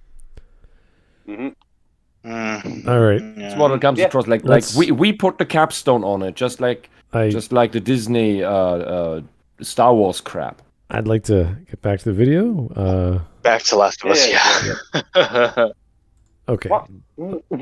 Let's go. But first, I'm going to ask you, if you are jacking into all the content that I'm putting out, subscribe to me. Jacking Leverage in? the Oh, unreal jacking power in. of that Sorry, I misheard that. notification bell, and leave your love in the comments. What you have to say means much Gay. more to me than you could possibly Whoa. know. As Getting a human headache beings, from this we guy. are magicians. We love making fire and creating. What? Hold up. One of man's Hold on. greatest achievements was harnessing the alchemy of developing celluloid. and carving The alchemy of developing celluloid. Can you be any more pretentious? I mean, at Do we least even he's need to not, finish he's, this at video? least it's Oh, not word God. salad, but it's pretentious beyond belief. Wait a second. Maybe he thinks humans are magic and they use alchemy to make film. No. He makes, because we are inventors and we have ideas and we put them out and manifest them. That's why we are thaumaturgs. We are wizards. Yeah, we are sorcerers. even the because we janitor- make even the janitor our at high school. ideas into solid things like gods. That's what he's saying. I just Totally, yeah. The Pretentious guy that crap. comes over Like- to fix your plumbing. I mean, he's a fucking creator. Yes. Because he creation of film is not one of directs the the best flow of your feces. Absolutely, yeah. You can bend copper He with has your the mind. Whoa. He has the power to redirect where your shit goes. This is insane. I watched his Life is Strange video because I thought we were going to do that, and there's such a difference in quality of insanity. It's just Imagine pretentious. But so the difference imagine between this thinking pretentiousness making film and the other and was a the great commie invention. pretentiousness that we usually see is Oh. these sentences make sense. They're just highly blown out of proportion. So, jeez, I can't believe I'm reading Smud, another. does he have Sorry? the comments on in this video? Oh yeah. Okay. But Alright. people probably love this shit. Yeah, he I has bet a they love this shit. like If you can fucking hear it. 1.3 The like and dislikes thousand activated? likes, 22 dislikes. So people love this shit Oh. Yeah. Why? because People they're- love being. Because they're Humans fucking are idiots. amazing. You are amazing. You are a god. you say People love if hearing you that. say poetic crap and it's about the thing they like. Of course they're gonna upvote it. Doesn't even matter what Yeah, he's saying. if you say It doesn't Yeah, matter you if it say- makes sense. I just say it like in a way that enhances your Yeah. senses. Okay. no. Eric, listen. If you just say bullshit, but in a real nice like essayist voice, people just fucking eat everything up. You could literally call them the worst piece of scum in the whole world. But if you say that deep down, it's intrinsically designed that you are just like a piece of like floating sputum. Huck, It's like I can't hear you. Can you speak up? No, I can't speak up. Otherwise, I would be an essayist. Anyway, you're a straw man. If an ice cream wasn't eaten, it's melted. Thanks, straw man. That's perfect. Oh God. You're breaking my That brain was now. that was so shit, but great. Oh, I love it. I love Shit, that. that That's was great. brilliant. Yeah, that was great. Okay. That was great. That was Okay. great. Let's go. I'm gonna use that joke now in like real life. What happens if you don't have a seizure? Does that mean you get melted too? And like, Yeah. oh, okay. Anyway, let's go. You could go somewhere. Okay, yeah, sorry. the picture move, allowing us to finally grasp the Fata Morgana. The Fatum. Are you serious? The what? The what? It's an optical illusion. When you see a Yeah, a ship on the horizon that's flying in the air, Mhm. Yeah. that's the Fata Mhm. Morgana. Right. It's usually used to refer to an oasis in the Yeah, desert same that idea. you imagine to see. Yeah, A mirage. Okay, gotcha. It is a mirage. I am using Yeah, big fancy words. Yeah, it's the same mirage. It's just. I'm Someone almost. got a dictionary I am for now their birthday, proud. didn't they? I am honestly now proud that in my poetry phase I wasn't this pretentious. Oh, this is bad. Thank you for showing me that you can really be this fucked up, put it on the internet, and even get likes for this crap. Here is another tension killer. Thanks, Mike Testa. Quentin time to empty the lasagna out of mine hole into my brand new toilet hawk. Toilet hawk. No. What? Quentin, much better. Holy Mike, what the what? Oh God, no, Mike, no, please Mike, don't bring stop. up that kind of stuff. No, please, no. All right. I know what you're talking about. Please don't. Why am I Is he trying to- now a toilet? Is he trying to imply that Hawk is a toilet? No, stop talking about it. Stop thinking about it. Concentrate on the video. Move All right, on. video. Awesome. Okay, yeah, let's move past it. Thank you, Mike. Of storytelling. We could put men, women, and children in a room and transport them to faraway places. We're ready but up trains. video storytelling. Other ways. We could give people glimpses of our past. Yeah, no, you could put men, women, and children into a room. Yeah, we could also do that like buses and trains and cars. You can put them into anything. Tell and them lies transport about them. history. Yeah. We could lock the door and fill the room with gas. Yeah, you could make a fire and do shadow puppets. What the fuck? You can lock people in a room and make them watch something. Yeah, you could do that before movies. To be honest. We had stage production for hundreds of years, if not thousands. So, yeah. Oh, Yeah. God, I want him to talk about the origins of the creation of the movie theater experience. I want that. Let's I not. just. I want to get the video Let's games. just get onto video games. Yeah. Let's get the video games. Yeah, Right? Let's go. Of our past, show them our shadows, our mistakes, Oh, our brilliance, our beauty, and how far we've come, and take them to potential versions of our future. A warning of what lies in store This is so if we fail to ridiculous. change, and what we can create if we heal ourselves with Oh, humor. don't you and what dare we can do show to lead fucking ourselves out of Is that Star Trek? Picard. With Yeah. the advent Yeah, Star and Trek eventual Picard, yeah. mastery of film and television, we had unlocked the divine art of the greatest method for telling stories, or so we My thought. God. Or so we thought. Oh, we thought. Okay. Just as What's the preeminent fucking film difference to hardly watching resembles its some humble pictures? origins, so too can be said of the video game. Decades of rapid evolution in a unified global effort have crystallized into powerful emotional narratives across vast, untamed frontiers, Oh, just even reaching into the realm of the avant-garde, Baby. just like its magnificent predecessor is not necessarily appreciated Hey. by everyone. For film Because laid the groundwork because most for everything avant-garde that shit video doesn't make games any do. fucking sense. It's just there to. This is the thing about avant-garde. Avant-garde exists to go across the boundaries of what is right now. It doesn't matter whether it makes sense. It doesn't matter whether it makes useful. It is useful. It doesn't matter whether there's anything about it that is even comprehensible in the slightest fashion. It only exists to say, I made something that is not the mainstream or accepted by society. Yeah, so you can.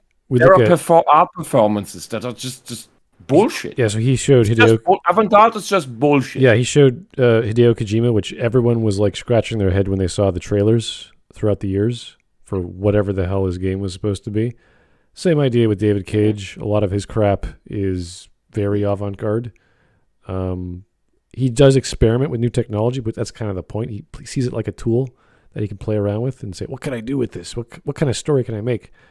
But that doesn't mean it's a good story.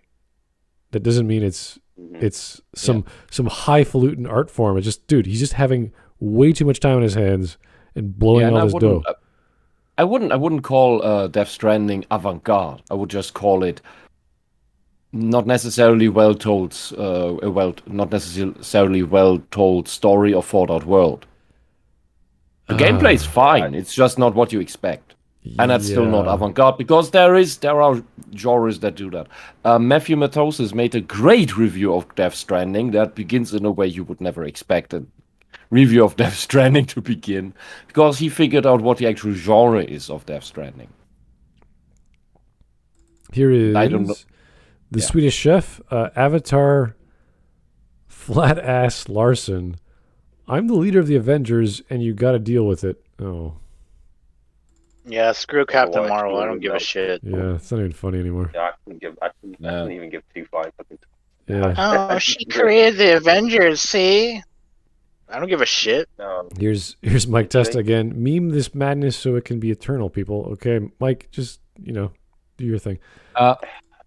Mike, just message Bears. Jesus Christ! I'll give you. I just realized something. If you have retarded time lizards that enforce one particular timeline, how can we have retroactive plot holes that change everything all the fucking time? That inserts SJW bullshit. That doesn't make sense. Your time lizards are stupid. I hate Captain Marvel. They ruined everything. Yeah.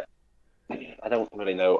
And then they're gonna do the Internals. Like, what the hell is this shit now? No. Okay, let's just get back to It's just over. All the interesting stuff is over. Here is Yeah, it doesn't really matter. Peter. She was dead. I don't care. Remember when that time I was on Smudcast? Peter. When that time? What? I don't know. Who's Mike. Peter? Mike, take a break, okay?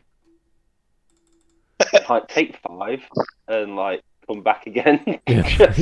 Money had donated by this point. I mean, that's a lot. Here is his last one. We get going.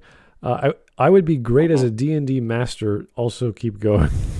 Oh, I've you? had No, you wouldn't. no, I've had a D&D master who was making up his own worlds. Very creative guy, but we always had non-Euclidean dungeons. It was driving us insane, and his plots were always meta multiverse stuff where it was like a multiple matrix layer shit, and very interesting first time, and eventually just well, you also need a group that works, and we didn't have that, so that plot was wasted, but it just drives you mad at some point.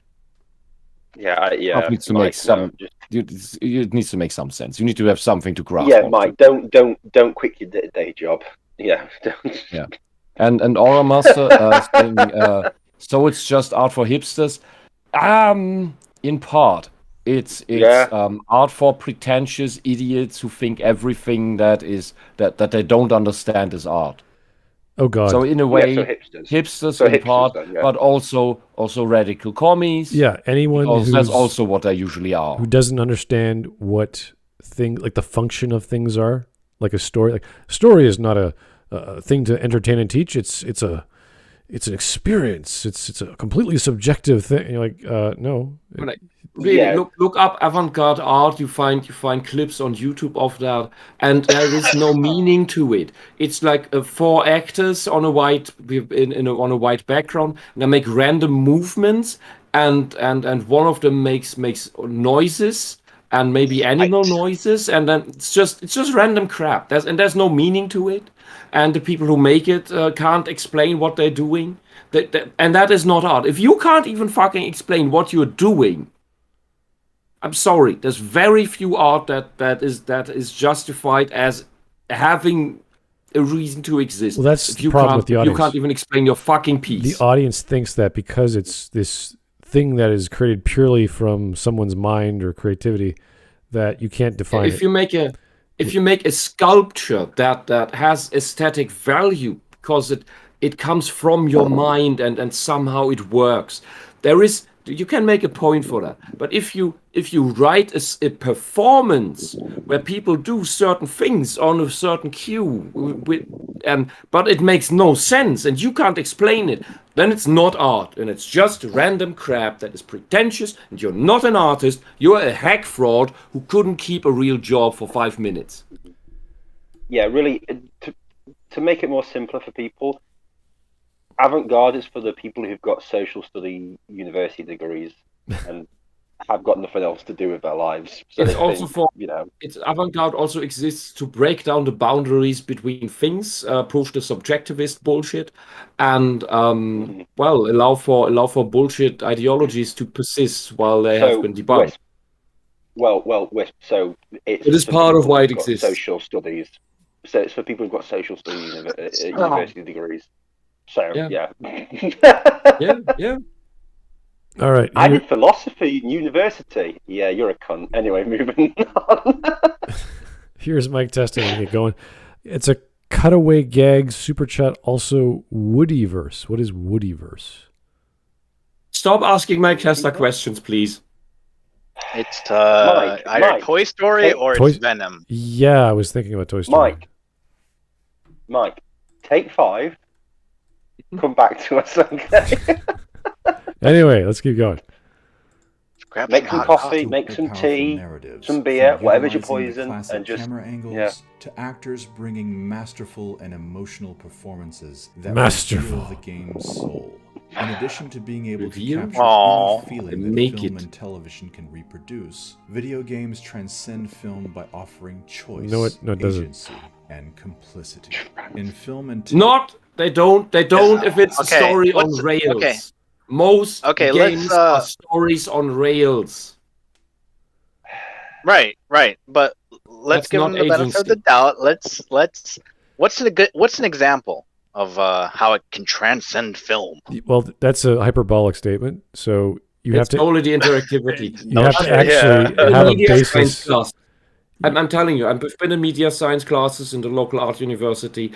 These people are obsessed with the choice that video games offer because that is somehow making this medium the bestest ever. Because it's movies with interactivity.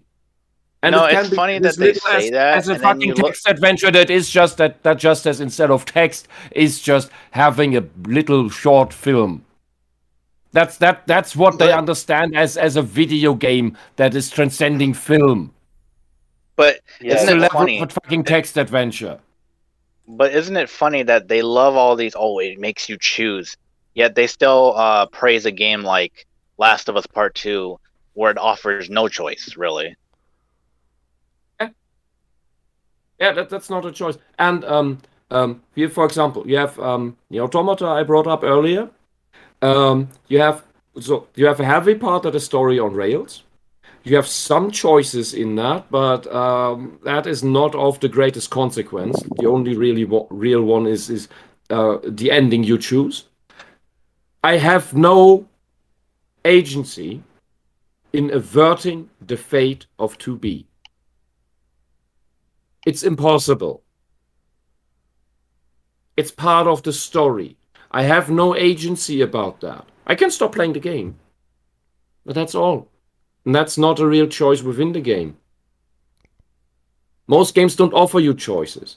It's the games that offer choices that give you consequences for those choices are at most, and I'm speaking of quantity, are Japanese hentai games, visual novels.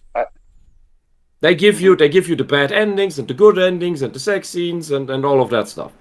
Depending on what choice in the fucking text adventure that they are, you make. Yeah. Western role-playing games have that to some degree. Gothic is a great example of this. You can go completely different paths, but they all end the same way. It's an elliptical story where at the end you blow up the barrier in some way. What you do to get there, it's up to you. Technically, Mass Effect should be that as well.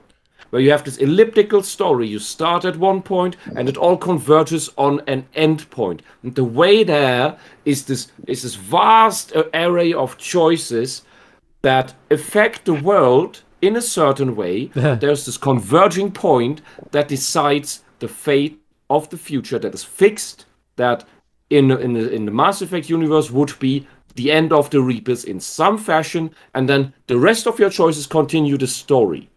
If there would be something beyond that, there would be one canonical thing that would be beyond that. In Gothic 1, when you move from Gothic 1 to Gothic 2, it doesn't really matter what happened in Gothic 1. The relevant part is the converging point.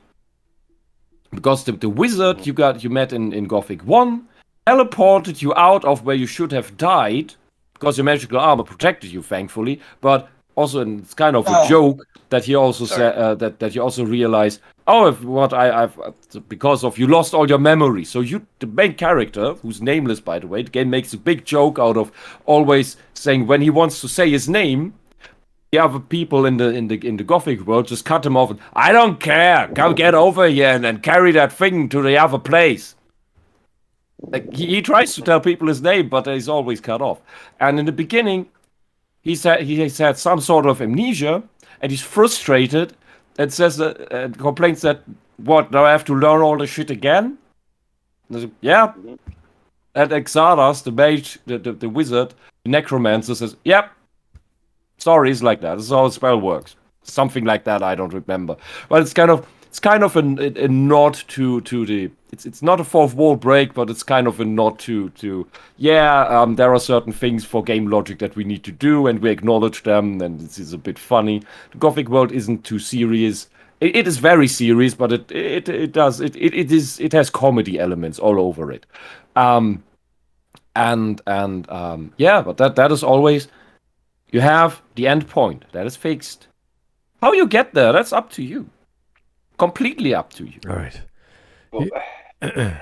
But that's not the same. That's not the type of interactivity that these media science professors talk about, because they've never played any of this shit.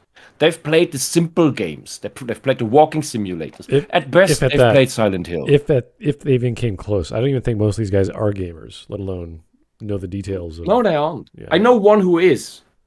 He wrote his dissertation about Silent Hill. He's the closest thing I think you can get to that within this realm of media scientists in quotation marks. Anyway, Mike Testa, here we go. Peter, hey Lois, remember that time I became Smud? No. Wait, what? Yeah, I don't know. What? Mike, stop trying to make Family Guy cutaways happen. It's not going to happen. Here's more. Don't ask me. Wisp said Woodyverse first. Ask him. What? I didn't say Woodyverse. I said multiverse. Okay. That doesn't sound anything like Woodyverse. No. Alex Halo. Hey, Alex. Like Fate visual novels, also a normal super chat. Yes, you're right. And also like Steins Gate visual novels and probably any other franchise. A lot of anime that is tame is based on visual on hentai. Yeah. Utaware Dumono. Wonderful story based on a hentai game. That's actually a good one. I actually played I think it's even a strategy hentai game. There are mahjong hentai games. Yes. Holy fucking shit. Japanese put every game type that you can imagine into the hentai games in order to not just have porn, but have a reward system with you that makes you engaged with the game. I always laugh porn? that Where? That just happens to be porn. That Subverse has a shoot 'em up segment, but we've already had adult shoot 'em up games, which the whole game is a shoot 'em up adult things. You're shooting the clothes off giant pictures of women. It's kind of funny. I think we still can't buy this in Germany. Yeah, it's great. It's kind of funny compared to Subverse, which you actually fight in space. But just saying, Japan has already done it like decades ago. So yeah, and they're better at it. They are much better at it. Yes, I can tell you that. Mike Testa, can we watch the video now so Smud can focus? Yes, please. Let's do that. I'd like to do that. Yeah. All right. Back to this rabble-rouser. Television, the audience is a captive observer to the events that unfold. In video games, the player is complicit in the game's narrative, No, he's not. causing a more powerful psychological connection to the story's causality and emotional payout. What? Story's Beyond causality? this, video games give its players realms to inhabit and grants its audience the tools to tell their own story within the story. No. That's not true, is it? I don't think so. You hear that a lot, but it's never happened. There is no game where you tell your own story. Yeah, that's not the case. The closest to that are open world, freeform, storyless games like Minecraft. Maybe. That's the closest you get. Yeah. That's probably They're basically sandboxes where you could do stuff which can incorporate a theme, or this guy is going to go around taking fruit, or whatever. When you have what's this called, mute protagonists, like Link or others like that, and you go through that world, and then you can, for the time that the story goes on, you can imagine yourself to be that character and do your shit in that world the way you want. Yeah, you can project your story in your head canon onto that. But that doesn't change the overarching center of the story. Like, and this is Breath of the Wild offers much more freedom for that. If I play Link's Awakening or even Link to the Past, which is where there's even less going on, I don't have that. I still have the adventure, but it's all predetermined. There is no openness. There is no choice for me, except maybe the dungeon order. Well, it's even like with Elder Scrolls games, like even with, like, say, Skyrim, with how much you can do, but there is still an overarching story that you do. So, games like Morrowind, the Elder Scroll games, they are relatively close to this, but they also have the main plot. Mm-hmm. They're very you do. It's on the level with on the realm of the Gothic games. Sorry. Mm-hmm. Oh yeah, no, don't worry about it. No. All I was saying was, even the side quests you do have been scripted by somebody, it's very rare for you to actually create your own thing. Like, I mean, is he thinking about games like Fallout? Sorry, I didn't mean to interrupt. My bad. Even Fallout though would still come it's the same formula. Plot. Same formula. Yeah, the Fallout, if you're talking here, the new Fallout games, Fallout 3 and up. That's the same formula as the Elder Scrolls games, and even then, Fallout 2 is a great example where you play the way you want, but the story of the world is still predetermined. Games, I don't think he can name a game that would even come close to what he's talking about, because there are very few of those.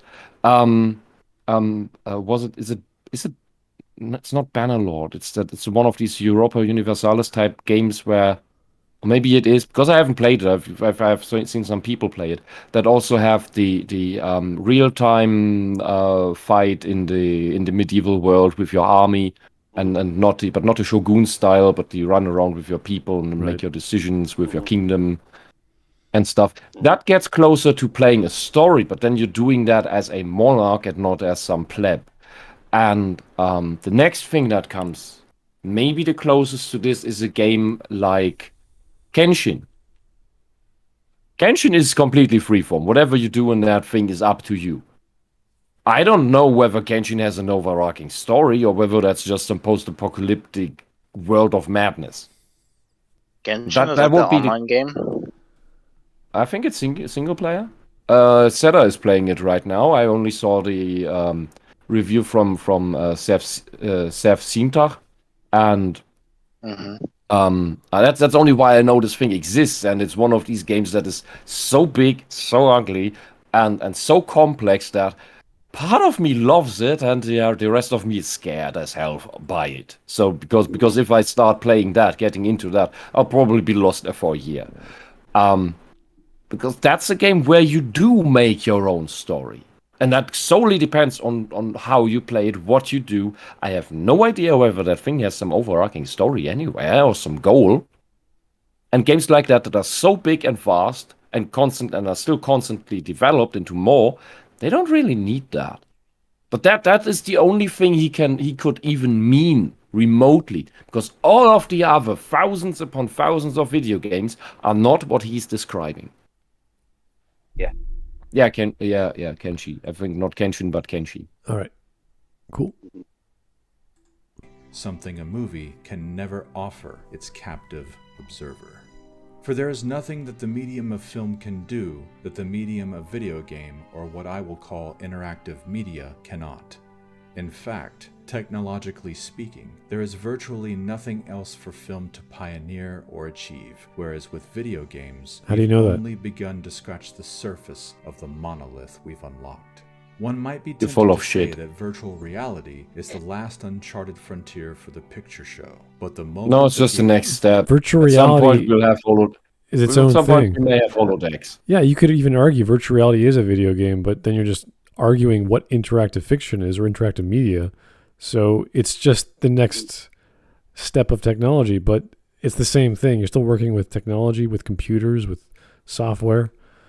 This is literally just turned into the next bit of technology is the best bit of technology because it's better, because it's newer. It's like, okay, cool. And it's the final frontier because I cannot imagine anything beyond it because I'm a retard. Yeah. But once we get to virtual reality, someone will imagine something more because that is always what happens. People keep imagining stuff. Just because your brain can't comprehend more stuff doesn't mean that someone else's brain can't It's like comprehend more we can't understand, hey, we'll never get the holodeck, but we got augmented reality. That's cool, right? Therefore, it's the best storytelling medium ever. And you're like, no, it's really not. Wow. The horse and cart was the greatest form of transportation that anyone could think of until someone made the car, and then someone made the plane, and then someone made the It's literally spaceship, impossible to improve the wheel because But what I'm saying is someone will always try to make something better, and just because film at this point in time is the way it is doesn't mean it's going to stick like that. Because they tried to make 4D movies where you got like, if it was raining they'd spray water on you, or stupid stuff like if it was windy they'd blow like wind into like the cinema stuff. It's like really weird. Yeah, it's the IMAX stuff. So they try to do different things. So automatically, that's already proven that there's people who are thinking about how to make film better. So, and the attempt at 3D movies is already an attempt into getting into this more immersive and augmented reality stuff, because you can do more with that. You can play around with that even more. That's its own topic. But in the chat, Titanic Tuna mentioned something very, very relevant, saying there have been interactive films aired in theaters, so he just contradicted his own definition there. And that is true. There were experiments with interactive films, and they went horribly wrong, horribly shit, because you have the audience democratically choose the continuation of the film. First off, that breaks the immersion of the movie because suddenly the movie pauses. Secondly, half the audience probably did not choose what's going to happen, which takes the immersion out for you further. That pisses you off. Yeah, and it's always an immersive and interactive movie does not work if you have a democratic process to choose the continuation of the story. It's a shouting match. I saw a few of those. They were done. There was a few of them in the 80s and 90s as well. One of them was every choice had 3 parts. Like you had 3 options, and as soon as those choices popped up, everyone was screaming, and because they wanted to see their outcome. Wow! Right. So that happened every 2 minutes. And it was this bizarre, crazy. Have you ever been there? No. This was done in the States and wherever. I don't know what other parts of Europe. Okay. But it was I don't think we did any of those here in Germany. Yeah, it was so random and weird. And it was interesting too because it was like a murder investigation. Who do you shoot? Like, oh my god, you're gonna shoot that? And like, no, don't shoot her. Shoot the dog. Like, what? No, don't shoot the dog. Like all these ridiculous choices. So I thought it was a cool experiment, but it wouldn't work. It would not work. Well, they also had that kind of recent Netflix film, the Black Mirror, the Bandersnatch? Bandersnatcher. Yeah. Where it was similar concept. You could choose how the movie kind of plays out. Right. End early or go on longer, something like that. Never saw it myself, but yeah, the story of a kid who makes a video game and he gets hired, and all these other stories he makes with that game and the choices you get. Yeah, it's I didn't get around to watching it all, but cool stuff. That was, when did that come out? A few years ago, actually. Yeah, I can't remember, but Well, it's like what was it? Clue, when they did the different endings in different theaters, so you had to try and just troll around to find. Yeah. oh, really? Different. Yeah, there was 3 endings, but they didn't really tell people which theaters were showing which endings, so you couldn't really know where you're going. So people were like having to watch it like 5 or 6 times, hoping that they'd get a different ending to see what it was like. So, hey ho. Yeah. And now on the DVD release, I think they now give the option where you can choose which ending you want to play, so you get to pick it. You know, So, SpongeBob yeah. had a similar thing like that too. You pick the ending. Oh, did it? Oh, Yeah. Yeah. was it like just? I don't know, I'm not making a joke. I don't know. It was like the Flying Dutchman. Who does he eat? I guess. Oh, Anyway, it's we've seen these Okay. things done before. Whether it's done better on a computer because it's all logic gates, fine. Yeah, it would be easier for an individual as opposed to a group. So mhm. fine, great. We Mhm. found the proper medium for choose your own adventure, which we already figured out with books. So Yeah. Yay! Also, choose your own adventure stuff gets into. It's like the what is it? What's those games? You know, like the Until Dawn and Oh, Beyond Little- Control, little- or yeah, that like the Man of Medan or whatever it is. well, the books that I remember that had it were Be an Interplanetary Spy, which was this sci-fi choose your own adventure book with Yeah, I'm trying pictures. to think about what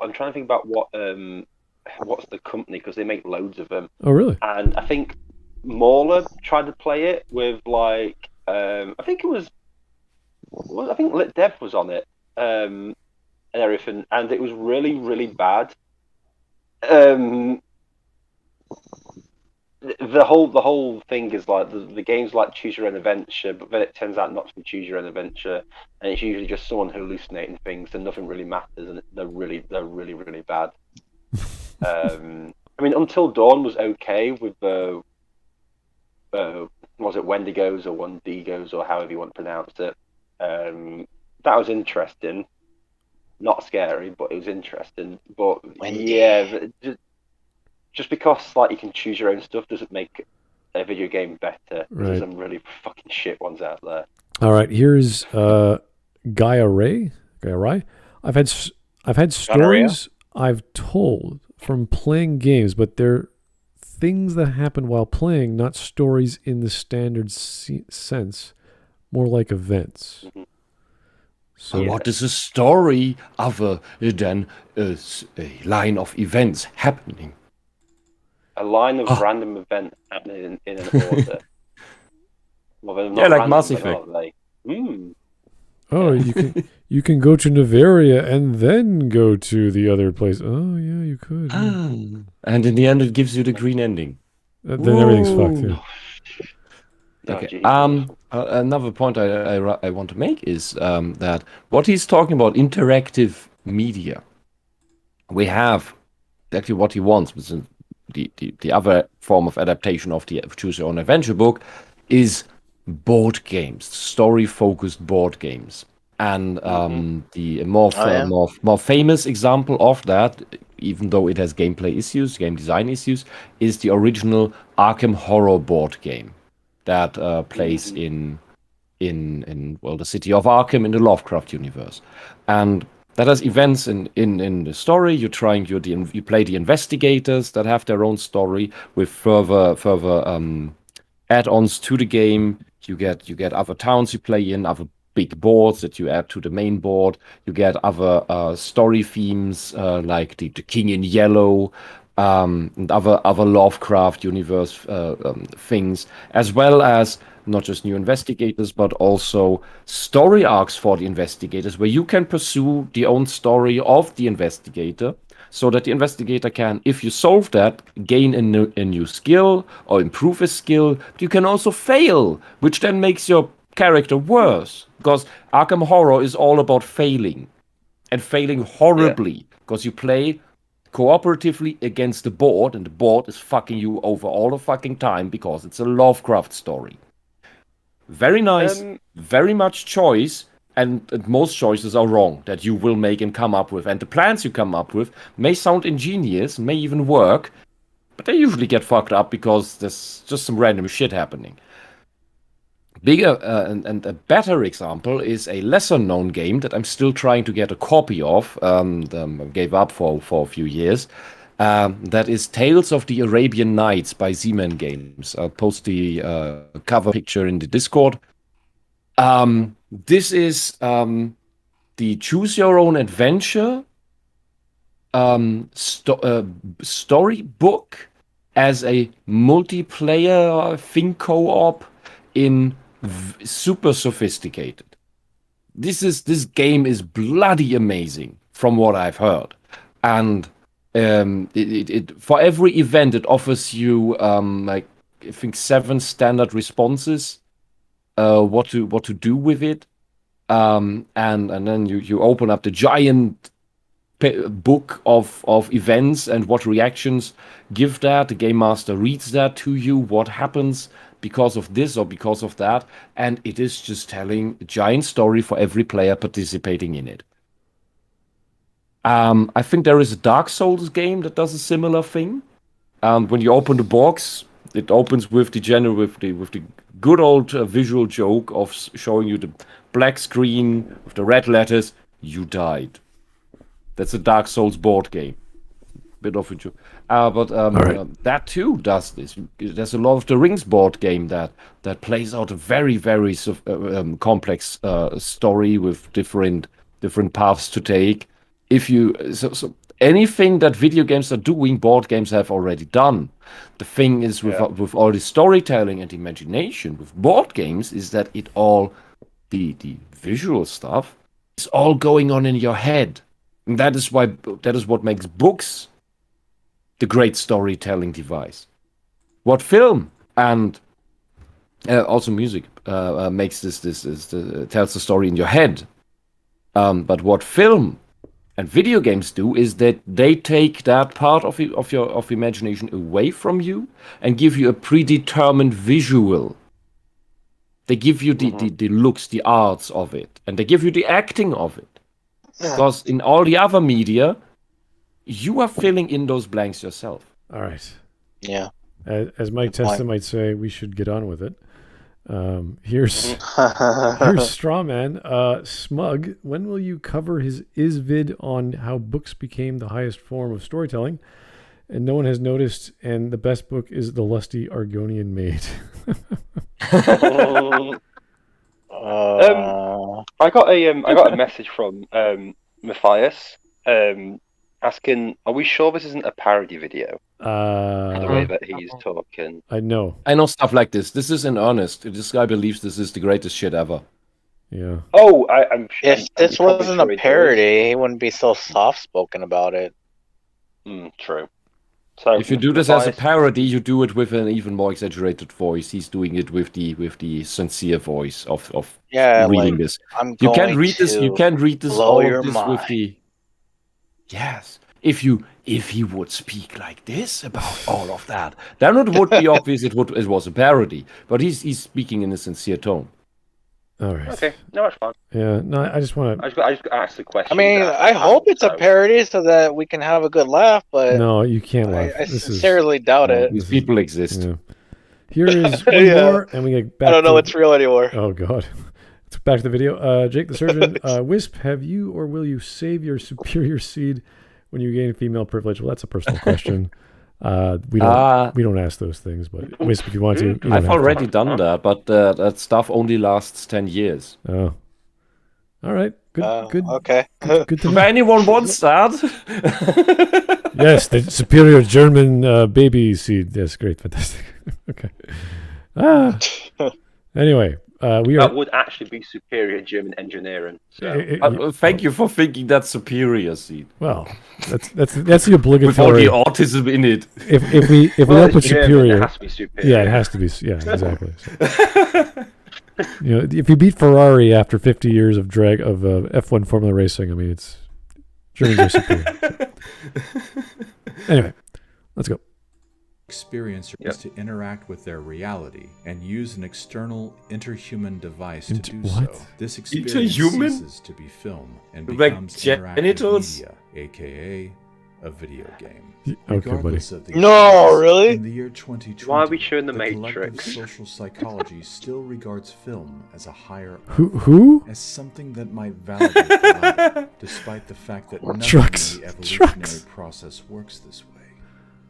A 2-hour film adaptation cannot validate or eclipse a 60-hour epic full of complicity and What? truths, no more than a What is he horse-drawn stage on footage about? can validate Okay, so the obviously 21st obviously he likes video games a hell of a lot, and he's arguing that 60 hours of a video game, which I don't know, I guess he was showing Assassin's Creed, is superior to 2 hours of Yes. of the You Assassin's. can also speed run it in 20 minutes. Or I don't know. something. This is a dumb argument. This is so stupid. And look, Assassin's Creed is not complex.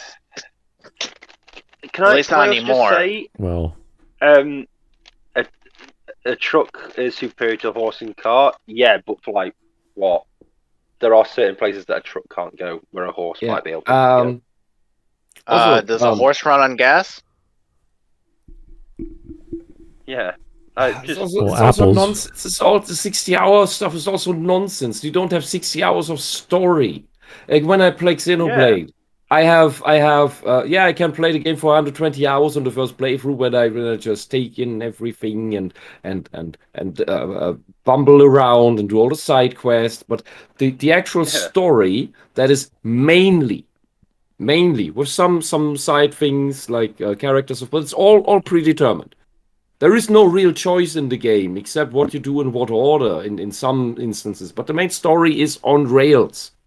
And that's now Xenoblade Chronicles 2 is 10 hours of cutscenes. That's a 10-hour movie that leaves out some details in between, but essentially it's a 10-hour movie. Okay? It's still just a movie with gameplay in between. There's nothing that changes the cutscenes except the weather and time of day they play in. Well, I was gonna ask, because it was very fast.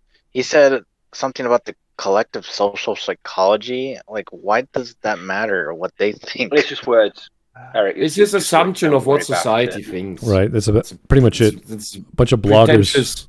pretentious word Yeah, salad. They'll Yeah, get that is literally it. the tech expert on a website who does like reviews of like camcorders.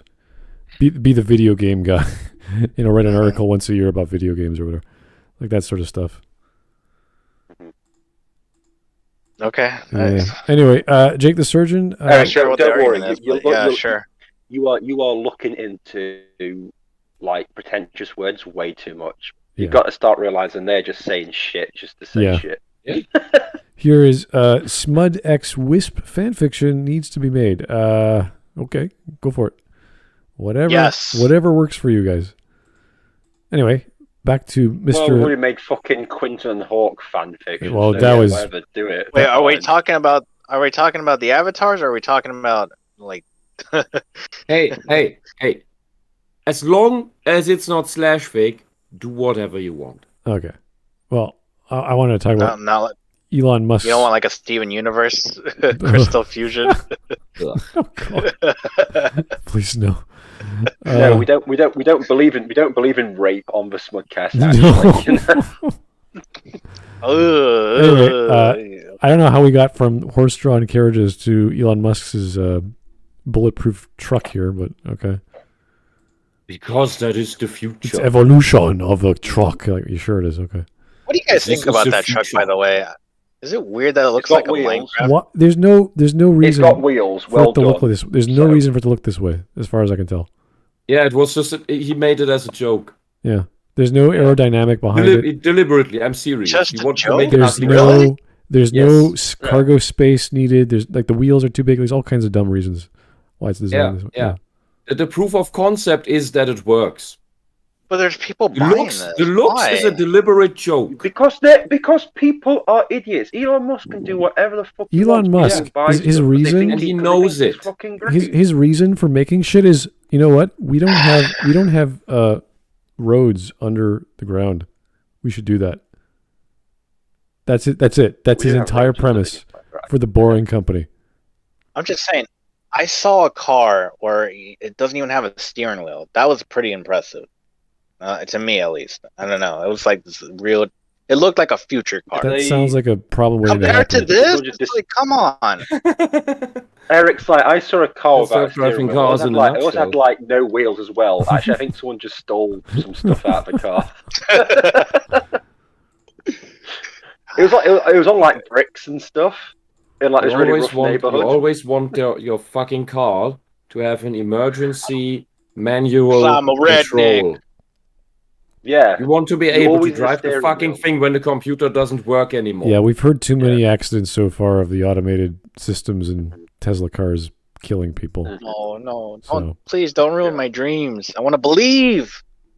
Or you can No, have your don't- self-driving car, but you should Eric. always have a fallback system. Anyway, let's Stop having dreams. Be cynical. Hate the world. let's I want It's the only way. let's get to the halfway I wanna be mark. able to Cynical eat. and I want to have be to. able Yeah, to let's eat get, in like, my car while It's we're not driving. mutually exclusive. You can eat in your car while you're driving. Anyway, But with Just use one your knees. hand. I want to use two Use your hands. knees. let's Use your knees. You can still steer the fucking wheel with your knees. Yeah. let's get to Too the short. whatever he's trying to Well, talk that's about. your fault. And no amount of better technology see can help you. Whatever whatever this is. I A want friend of mine is a spastic and he's driving a car. Oh, that's great. Anyway, Oh, pretentious video. Lord. Yes, back to the video. Yeah. First century. Generally speaking, films are cheaper to make, What? take less time to develop, and offer much briefer and more limited Wait. experiences. So what? The film and music industries Right. 100 Take less minutes time. lengthy. Hold on. What? Takes less time to make. No, that is a lie. Because Yeah. have you ever seen the development time of Dragon Age 2? End of story. Mic down. Doesn't matter. Fuck it. Films and can take longer. there's movies that are shot within 2 weeks that are amazing. Mhm. There are video games that are made on a weekend that are amazing. Yeah, no, but here's the thing. People always go, "Oh, it had a 4-year development." It's like the video games that have 4 years development never use all that 4 years, and it's been proven Yeah. that they don't. Because Lots we've of had- it is Oh yeah, development like hell. Cyberpunk, Anthem. Yeah. What was it? Aliens, Yeah. Colonial Marines. How long did that have? How long did they say they were making Nukem. it for? It turned out they were only making it for the last 4 months before they went gold. Yeah. It's like so. And meanwhile, I'm shorter still than waiting for some James films. Cameron's new movie. Yeah. I think Flight Where he's gonna- 2 had a similar problem. So don't come to me with all this bollocks of video games take longer.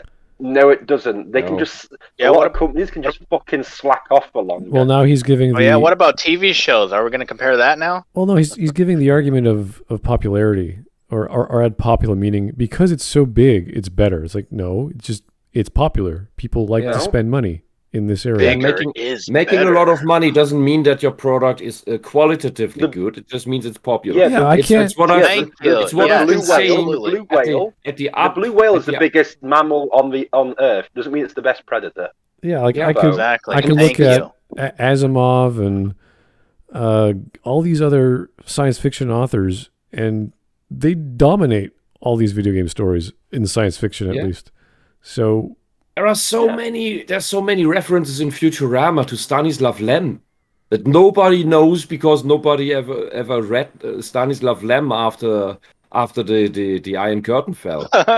Oh really? Oh yeah. Read the Star Diaries. I recently tried to read. I got an English copy of them because I love Stanislav Lem. He writes very crude and in your face. But the stories, the science fiction is great. The philosophy is great. The critique of government is great. But I had no idea that my favorite story of his, because I want more people to know that story. It's the 11th journey. But there's an alien dialect that's being used. That's artificial. It's completely readable in the German. It just uses archaic words and a bit of a wrong. It uses some typos in the words, but it's completely readable.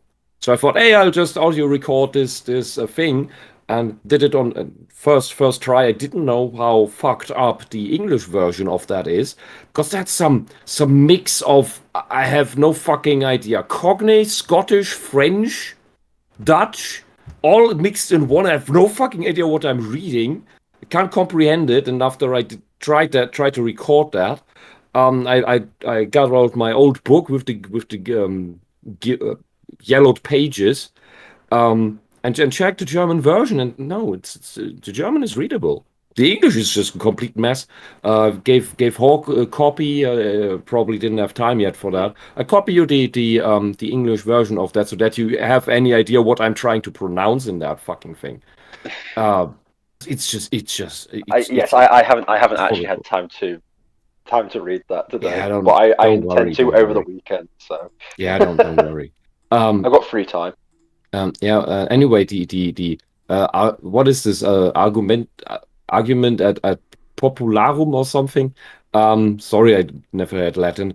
I made that. I heavily criticized World of Warcraft, which I was playing way too much at its since beta and up until its height. And I kept criticizing the fucking game for its complete game design mess and flaws. And everybody just said, "Oh, but it has millions of people playing it, and it's the most played MMORPG ever, and it makes billions of money." And I said, "Yeah." So it's riding on a great brand name. That's what it does. That's all it does. It's living because of the great brand name of Blizzard and of Warcraft, and that's all. The game design is flawed as hell. The story design is flawed as hell. The customer support is flawed as hell. They're not fixing bugs. They make bad decision after bad decision, but people gobble it up. And at some point, they were so fed up with the bad decision making and bad game design that the numbers actually started dwindling. But when you have over 1 million customers and make a profit of 1 billion, that is not even going into the development process, but is sucked up by by Activision, who bought the fucking thing. Then the thing can't improve, and it didn't. It made game design changes, yes, but not necessarily to any positive nature. People kept leaving the game, but when you have that many people playing it, it takes fucking forever for the fucking shitfest to die. Because the bigger the Leviathan is, when the brain has already died, it takes 10 years or longer for the legs to even notice that the body is actually dead. That's always what happens with these big franchises, big political things, with some states, that it just takes forever for the legs to notice that the head is dead. All right. Here's Mike Testa. That could be arranged. Draw pinion. Oh God. No. Jake. No. Yeah. No. No. Don't encourage her. She's Jake the surgeon. As Smud plowed into Hawk, he said, "I'm melting right now." Hawk then looked back with demanding eyes, wanting more. "I'm at my limit. Make me yours." Oh, that's charming. Is this separate from the Quentin bathing, or is this? No, this is Smart Hawk / fic. Oh, okay. I thought we were continuing on from the Quentin experience. I don't know. Oh, wait, here's Mike Testa. Oh, wait. Quentin burst into the room. How could you, Hawk-chan? God. Oh boy. This. Well, okay. You guys get out of your house once in a while. I know the lockdown may not be done where you are, but this people seem to be very interested in me and other people engaged in sexual activities. This seems to be very precise on who's involved. Yeah. Maybe you just told too many pub stories. No. I don't know what I've done to become the object of every person's fantasy. Because you're the Chad, Hawk. I want to see you and Bane get together. Anyway, we're at the halfway mark. This is getting so dumb that I don't even care Yeah, we're on the argument of what makes more money. So, yeah, it's like, okay, you're going to go this route. Could you imagine Bane? He gets off. He's like, yes! Another British What? man? No. No. I will have to take off the mask. No. I'm drawing a line. The line's been drawn. No. No. You will come. Literally every single one of these sexual things just ends me going, no. And we just like leave it. When you come, then you have my permission to die. Oh. No. But you'll be trapped in this pit. I'll just get an elevator. It's fine. Don't worry about it. I'll use the stairs. Here's Black Mercury. Mike Testa needs to touch grass. I think he needs to get out of the house more. Yes, I agree. No, Mike's got to stop touching the grass. He's smoking way too much of it. How do you know that's what helps him get through the day? I don't know. The bluegrass. Anyway, we're at the halfway mark. We can stop. I don't care. This is useless, but you know. It is, because, boy. This is not an argument. Yeah, it makes money. Yeah, so okay. Yeah. Anyway, let's see what else he has to How much does the porn industry make? ramble on about. Is that good? Yeah. Is that Yeah, artwork? absolutely. The Michael Bay films, works of masterpiece. The Michael right? Bay films are outclassing the porn industry by 3 times. It's like, okay, so are they better? Twice the explosions, if you know what I mean. Wink, wink. Big titted MILFs made $14.7 billion. That means it's not good art because it's like, okay. Hey, but remember, Megan Fox called Michael Bay a Nazi. Just remember that. Oh, really? Yeah. Oh, boy. That's nice. I wonder where she learned that word. Okay. Anyway, let's keep going. The dictionary. The industry's fine to make less revenue than the behemoth that is the video game Behemoth. industry. Behemoth. The world has moved on. What decision making is the shadow of the Yet Colossus? still haunts our minds like some endangered apex predator that has already. What are you going on about, bro? What the hell is an endangered apex predator? Also, a saber-toothed tiger isn't an endangered apex predator. It's fucking extinct. What? No, what is it? What is an endangered? Like, okay, you have the predator. You have all the food chain, right? You got the animals at the top, apex. If the apex predators, we're the apex predator. Yeah, if the apex predator is endangered, that means everything else is gone. Depends. And there have been predator species that are so dependent on a certain other species that they're hunting that they die out if the prey species is gone. For whatever reason. Not necessarily from them eating them, but just from maybe a disease, maybe they moved away and the predator didn't fucking notice. And the predator is too specialized. Right, but No. If it's can't find food then anymore. it's not an apex predator. Then, but it's not an apex predator. It's just a Well, predator. the difference with us is that we are a highly adaptive species, but we are also we are both. We are a predator and a prey species at the same time. Yeah, but that's what makes us one of the apex species. Being the apex one means you're one of the best. If you're a predator that just specializes in hunting one type of thing, you're not apex. Because you just I would argue that at this point that humanity only survives because we have a few competent and specialized people. Mainly manifested through organizations, companies, whatever, that actually do relevant shit that sustains us. But most of the people of the human species would fucking die within a week in the wild, and they are not apex predators individually. I'm not talking about us now. I'm talking about to become where we are. We had to be apex. What I'm saying is an apex predator cannot be just specialized in one thing. Otherwise, it is not an apex predator. It's just a specialized. I don't know predator. the actual definition of the. Well, the fact he's using so many adjectives pisses me off. It's just like the movie industry Yeah. is Yeah, an what apex does this have predator. to do with the video game? He's also It's the rule of- using the film 10,000 BC, which is one of the worst movies I've ever sat through. It's fucking terrible. Oh, I agree. I think I watched that movie once. I wanted It's to blow my fucking brains out. terrible. You know what's more scary than the saber-toothed tiger? I don't know how.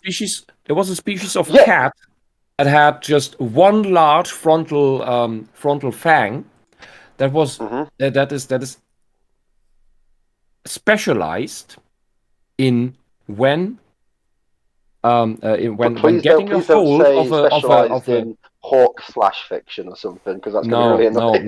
no. It's specialized. I don't know the name of the species anymore because it's a weird Latin name. But that cat was specialized in getting a hold of a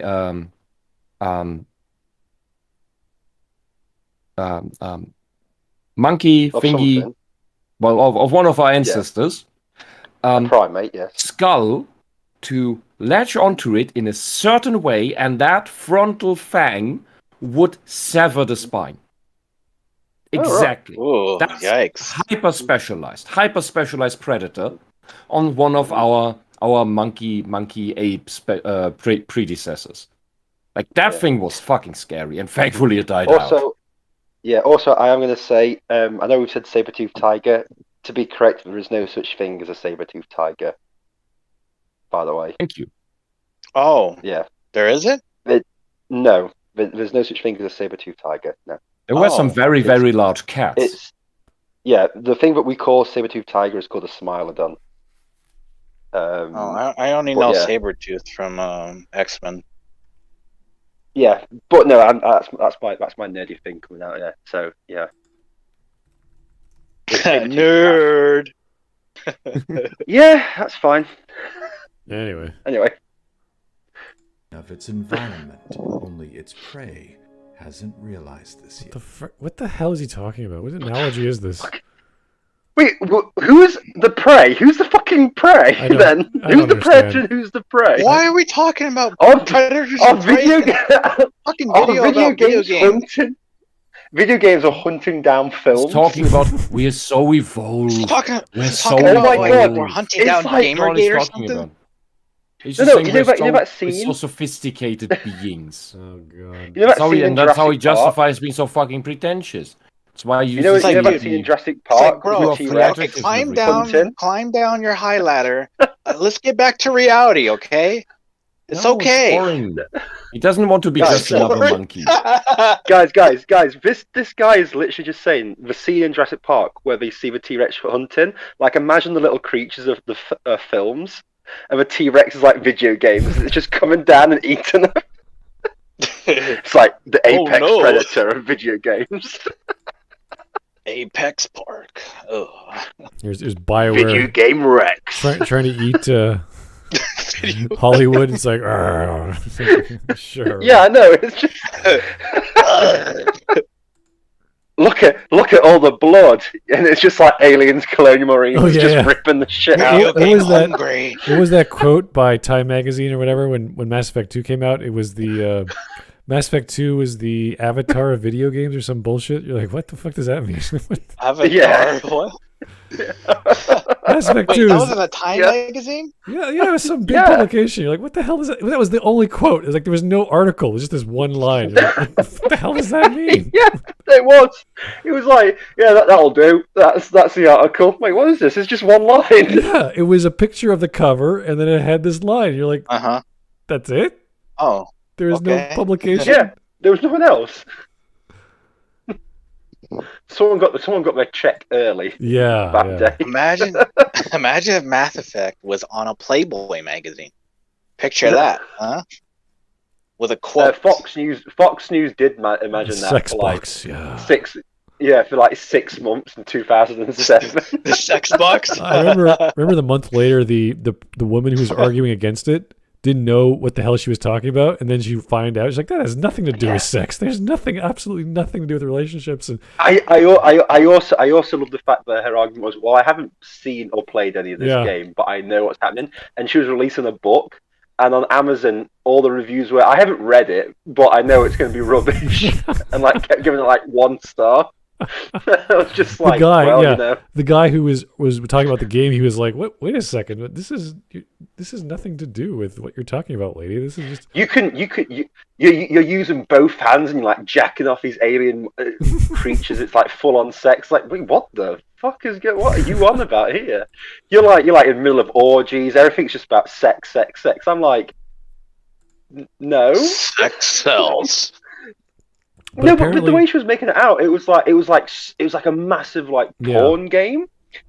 It was like apparently it's because of that they actually took out the content for Caden being gay, as well as Jack being gay in Mass Effect 2. Mm-hmm. They took apparently as a result of the Legendary Edition, modders are bringing that back. So. And I'm honestly surprised about that, because the BioWare and Black Isle games never had a problem with these kinds of parts of their games. Black Isle. There was always some gay option in the games. Yeah, Black Isle was a small studio. As soon as they got bought out by Microsoft and got put onto Fox News, like, oh shit, we gotta wisen up to make the big money, and that didn't go out so well because they got bought out by EA the year later. So they got bought out by Microsoft again. Okay. Yeah, I still remember that interview. Like, it's like ingrained in my mind of what she was saying, and I'm just like, fucking hell. This is the craziest thing I've ever seen. I think I was 13 years old when that happened. And I still remember after playing Mass Effect 1 of like, yeah, this is not what's happening in the game. If that happened in the game, I don't think my mum would have bought me the game. I don't think the ESRB would have allowed the game to go through. I think they would have banned it. No, there's no way. What she was saying, I don't think I can explain how much she was like. Yeah. Yeah, Peggy, I mean, if she was saying you're gargling on alien, it's like, whoa, woman, jeez, just chill. Yeah, that was like, all the time, like every single time the media reported on some video game doing a thing, the media lied from the first second to the last. I don't think they lied. I think about video games in that case, they just didn't know what the hell they were talking about. They just had no idea. They just brought someone in to speak on the other side, and she was talking about all these sex things. And you're like, what the hell are you talking about, lady? That's where all the violence video games bullshit came from. This was the media lying all the fucking time. That was 2007. Same shit. So that was. It was the 90s. No. This is 2007. This is 2007. Yeah. I think I know you're talking about the Mass Effect stuff, but the video games violence stuff, that was long before that. Yeah, that was like 2003, 4 at most, and then it died away because. No, it wasn't in Germany. Hello, 90s. Yeah, we're talking about Jack Thompson, right? Jack Thompson with Grand Theft Auto, like that was from the 90s to 2003 and 4, where he went to Congress and all that bullshit.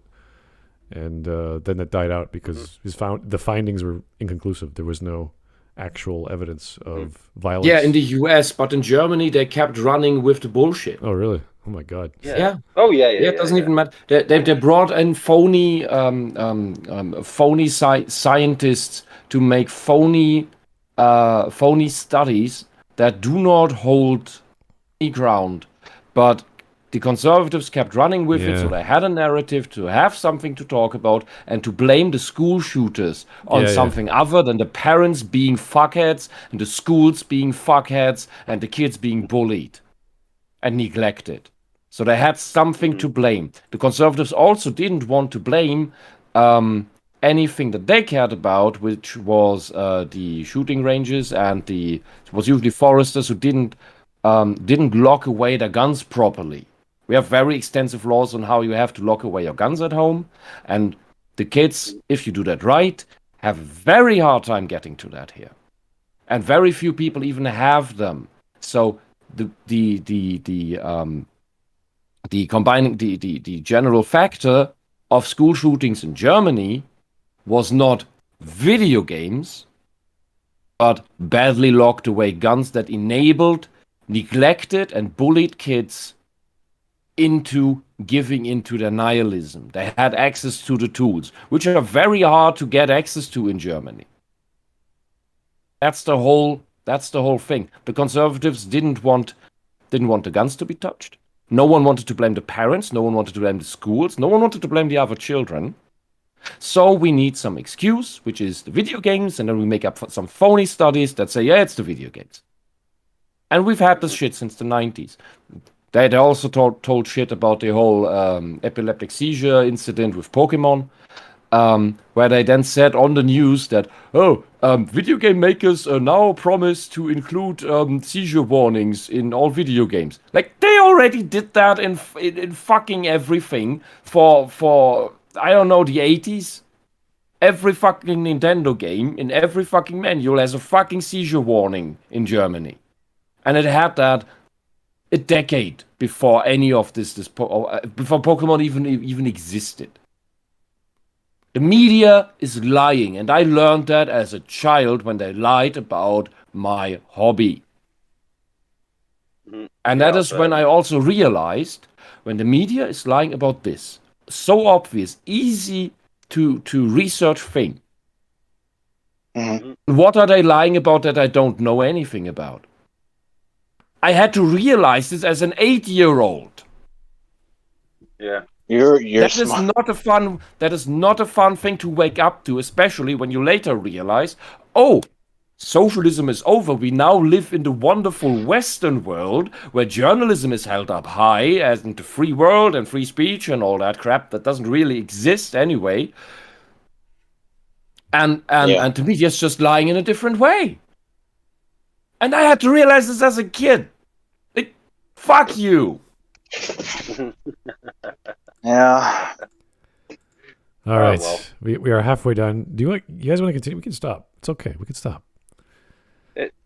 I mean, I don't mind, but this video is just... I'm not sure what point it's making, really. Oh, it's already shit. All right. We'll go for one more dumb point, and then we'll stop. How's that? Yeah. Okay. Yeah, go on. Sounds good to me. We need look no further than Wikipedia Oh, for a God. sampling of the dichotomy. Oh, of the- Jesus Wait, fucking wait, no. wait, No, wait, no, no, wait, no, no. We're not We're done. Wait. That's it. Let's just read this. We look no further than Oh, Wikipedia for a God. sampling of the dichotomy and perception. What the hell is the dichotomy between games and movies? film. What is he talking about? Well, it's two different media, therefore it's a dichotomy. No, that doesn't make any sense. That's like apples and oranges. Okay, hold on. He's using big let's- words, okay? Okay, let's He has define to. what dichotomy is, right? What's the definition of dichotomy? Okay, well, when you have a contrast, you see there's this one thing over here and there's one thing over there. So Right. they're completely different. But it's like you never use this in this term. You would say, look, here's a difference between like science and religion. Like there's a big jump. Like you're talking totally different things. When you're talking about media, you're still on the same playing field. You're just in different stadiums. It's a different game. Yeah. It's it's Absolutely, you're yeah. still playing sports. It's just a different sport. It's just like, what are you doing? What are you talking about? Yeah. And these media... Especially when it comes to like I bet very this- I linear bet this games, guy- right? I bet this guy has a media science degree. And the professor here that I attest some competence to, the first thing he did because I contributed to the class even though I wasn't a student, was there because of a friend, which also should tell you enough about media science students. So I got into a chat after class because I visited a couple of them because the topics were somewhat interesting at least. And we got into a chat afterwards, and he gave me from his office a book. It was Foucault, Oh boy. Oh, Jesus. and I should tell you everything about media scientists There's no way and why that they talk the way they talk. there's no way that American football is in opposition to American baseball. That's retarded. So there's no dichotomy between the two things that are there's this is so stupid. Like even the way of thinking is stupid. Like this is silly. They're not opposed to each other. Movies are not like trying to attack video games or fight for market share. It's a movie. Oh, it was just checked on the shelf. It was Foucault's analysis of power. Oh god. It could have been Foucault's toilet paper. It's still. Yeah, it's just media science, and I read Foucault. It explains why they talk in this pretentious manner, because Foucault talks in a pretentious manner and says nothing. Yeah, I mean, how is the movie winning people over video games? Yeah, all they got to read are lots of philosophers over the years, thousands of years, on aesthetics. If they want to talk about media, just read aesthetics. Yeah, that's fine. It'll answer most of your questions. I'm still laughing about the fact that I started talking about philosophers with that girl. And she went, yeah, I read philosophers, but I don't read Foucault. He's a fucking idiot. And I was like, thank the Lord. Thank the Lord. All right. Anyway, let's just. I'm done. This is retarded. I'm gonna read some super chats. See if we've got once you go to Wikipedia, I'm not interested in your arguments anymore. Anyway, Mike Testa. Yeah, where you can change the definition of whatever. Yeah, you can say whatever. I've literally changed Wikipedia articles just to say Hawk is amazing, and no one's even noticed. So fuck it. Really? Do you have a link? That'd be great. I don't know if it's still there, but I use my real name. I'm not gonna You know what's funny too is there was a time where The Last of Us 2 hate was really strong. Somebody changed the definition of disappointment to as an example of playing The Last of Us Part 2. Ah, yeah. Nice. It was so funny. People change definitions and stuff all the time. It's kind of fucking ridiculous how. This is why we need gatekeepers. Bad Wikipedia is. This is why we need gatekeepers. If I can't win the argument, I change the definition. Yeah, great. Yeah. It's also how they talk, by the way, how they try to change the meaning of laws by changing the definitions of the words used in the law and thereby throwing over the whole body of the law into something distorted that it isn't. All right, that's really cynicism, because that's much easier than changing a law. Here's Mike Testa. Sorry, Smud. I can't, or Quentin will grab my as I was saying. Okay. That's a nice pun. Where the sun don't shine. There's no commas in Mike's sentence. I kind of like the sentence. There's no punctuation. But you can. There's a poetry form of this that where you can endlessly go on like this and use the second half sentence as the beginning of the next sentence, which then leads to the next half sentence being used as the beginning of the next sentence, and there's a name for that. There's a great song made in that style. It's called Pretty Shit. No, there's two definitions: a comma splice and a run-on sentence. So anyway, one more, and then we'll see if there's any wonderful stream memes. If not, thank God, I can go take a nap. Oh, there's a bunch. Oh boy. I can. White Knight Leo, hey. Smud, I wonder if there's stream memes. We've literally had people talking about me having sex with Quentin. There's gonna be stream memes. It's just Bears is like straight onto it. He already had those prepared. He's like ready to go. We're about to ruin your night, Hawk. Here is speaking as an American. I'm not happy hearing someone blame the tools for a parenting problem in firearms. Okay. You may have gotten me wrong at that point. I was just saying they didn't want to check in on the parents making any mistakes, that the parents had any fault in that. Part of that is locking the bloody things away correctly. Mm-hmm. Because if you are caught, there are regular inspections if you have firearms that you're locking them away correctly. And when you're not doing that here, you get fucking jailed and lose your license. What the heck am I? Cannot have or should not have any easy access to that. What? Of course, kids can figure out where the fucking key is, what the fucking pin is. Yes, that can happen. They need to really want that. But in those cases, it is very likely, and I think in one it was proven, that the fucking stuff wasn't locked away. So that's the problem. What are we looking at? That is a parenting problem, not not a tool problem. Does anyone have any idea what this represents, Mike Testa? I don't know. I don't know what that is. I can't see in the chat. What? So. Oh, Let me see. Hold on. it's essentially some dude in black, and Mike Testa's avatar is the face. I don't know what that is. Oh, we had the stream. Oh, okay. Quizzer Mateus made it, so I don't know.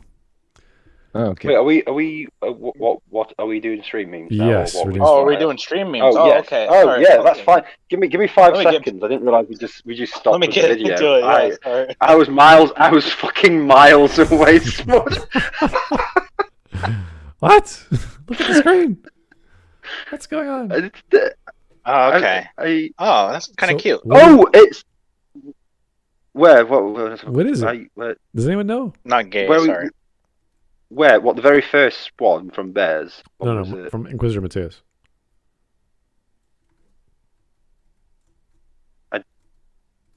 This is from today at 5:46 p.m. Oh, sorry, it's Bears. My apologies. It is Bears. Oh Okay, yeah, sorry, Bears. yeah, Oh, I with was Mike Testa. Yeah, so confused. it's Griffin from Berserk with Mike Testa Is because he that- wanted to be the God Hand or something. Oh, is this live action or something? What is that? I don't know. Yeah, it looks very well done. Is it CGI? I couldn't tell. I had no idea what that was. All right, cool. Did Shiny make it? This is from Pokeleffi. Mhm. Core book bundle, Thirsty Sword Lesbians art pack. Sword lesbian. How much more lesbians How much do you more want? lesbians do you want? All the lesbians. I want to pray Yeah. to God that it's fake, Oh, want to bet it's not? but it's probably real. Yeah. So there's an Oh, anime boy. RPG called Big Boobs, Small Waists. Oh, wow. Everything exists. Really? just- Where can Yeah. But yeah, find this is for like all the She-Ra fans who are like, we need more lesbians. Literally just thirsty sword lesbian. Here's Lufa Raptor, or whatever the fuck Wisp was talking about at the beginning of the stream.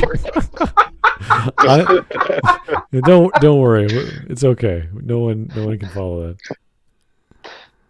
that. We just let them go. Just whatever we want to say, I don't care. It's fine. Here's Mateus. Raptor. I What? know what those numbers mean in your homework folder. She's too dangerous to be left alone. I don't, Say it, Hawk. Say it. what? She's too dangerous to be left alive. Okay, this is what is Donkey? No, it's just the thing above. Hawk as Quentin turns him into a back scratcher. Yeah. That would actually be my face. This is I don't know what's going on here, Bears, but you are smiling up a meme. Look at So when Bear make Hawk and Quentin memes, Bear's response is literally just him smiling.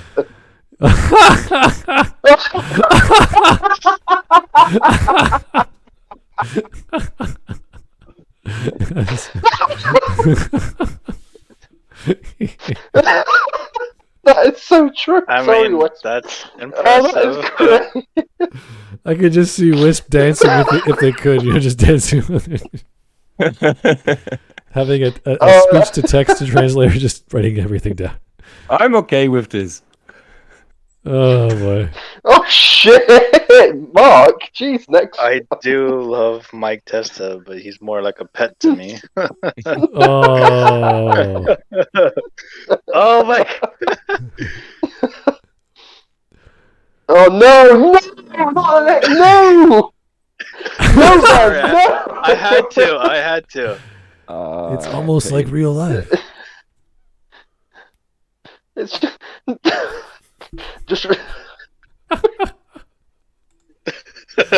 Well, I guess that was to be expected from bears, so kind of.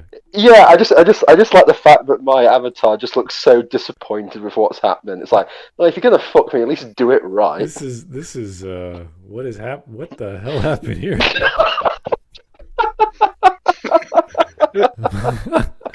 What is going on? What story is this? I must have missed this meme. Holy crap! Jesus. You missed it yesterday, Smud. Yeah. Oh. Bears made this excellent meme. Oh. Eric, think. Working out is what separates us from the soy boys. Oh dear. Yeah, because I told Bears to skip the gym, and he was going to kick my ass. Oh, yeah. Yeah. Mass Effect elliptical. Oh, that's pretty good. Bottom text. Oh yeah, this is a good one. This is how Shepard jumps into the air like he's running. No, the next one's really good. All right, let's read some super chats. Then we can go back to the video, right? Right? That's this. You know what? If you just put my head on all four, I think that would be perfect. Yeah. Yeah.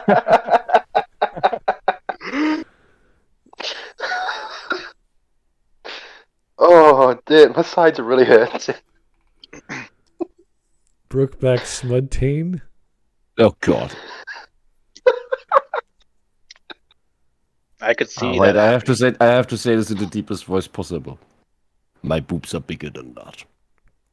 Yeah, don't insult the boobs, guys.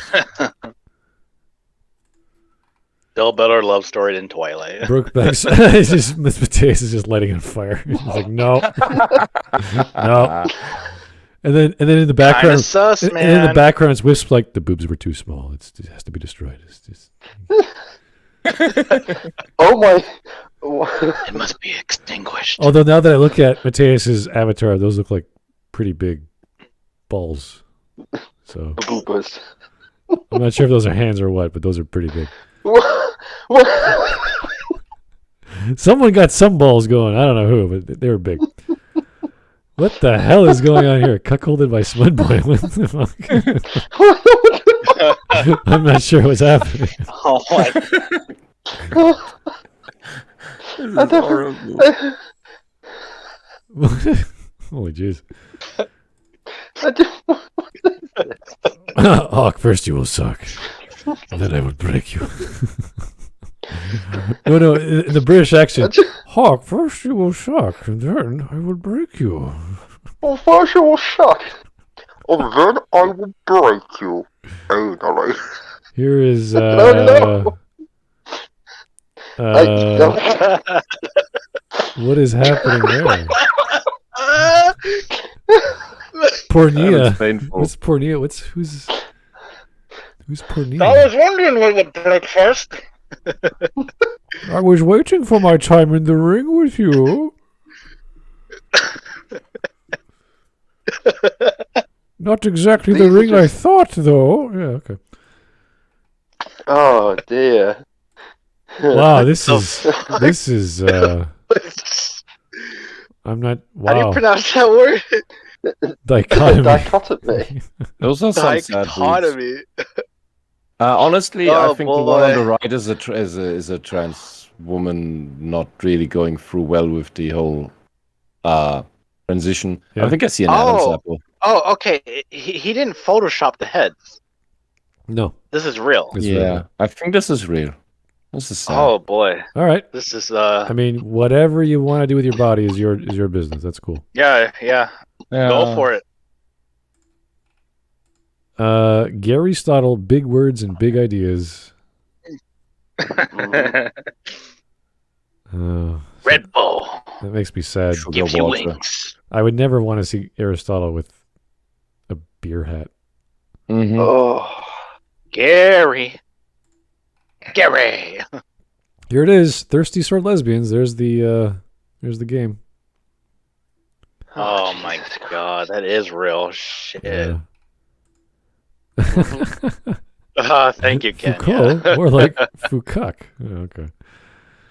Got him. Not entirely wrong. Thanks, Bears. Well, whatever happened. Although he was, Yeah. From what we know, he was the Dom. He was he got infected. So yeah. The Don. Not the Don. He was very sexually active. He was also a pedophile. So take from that what you will.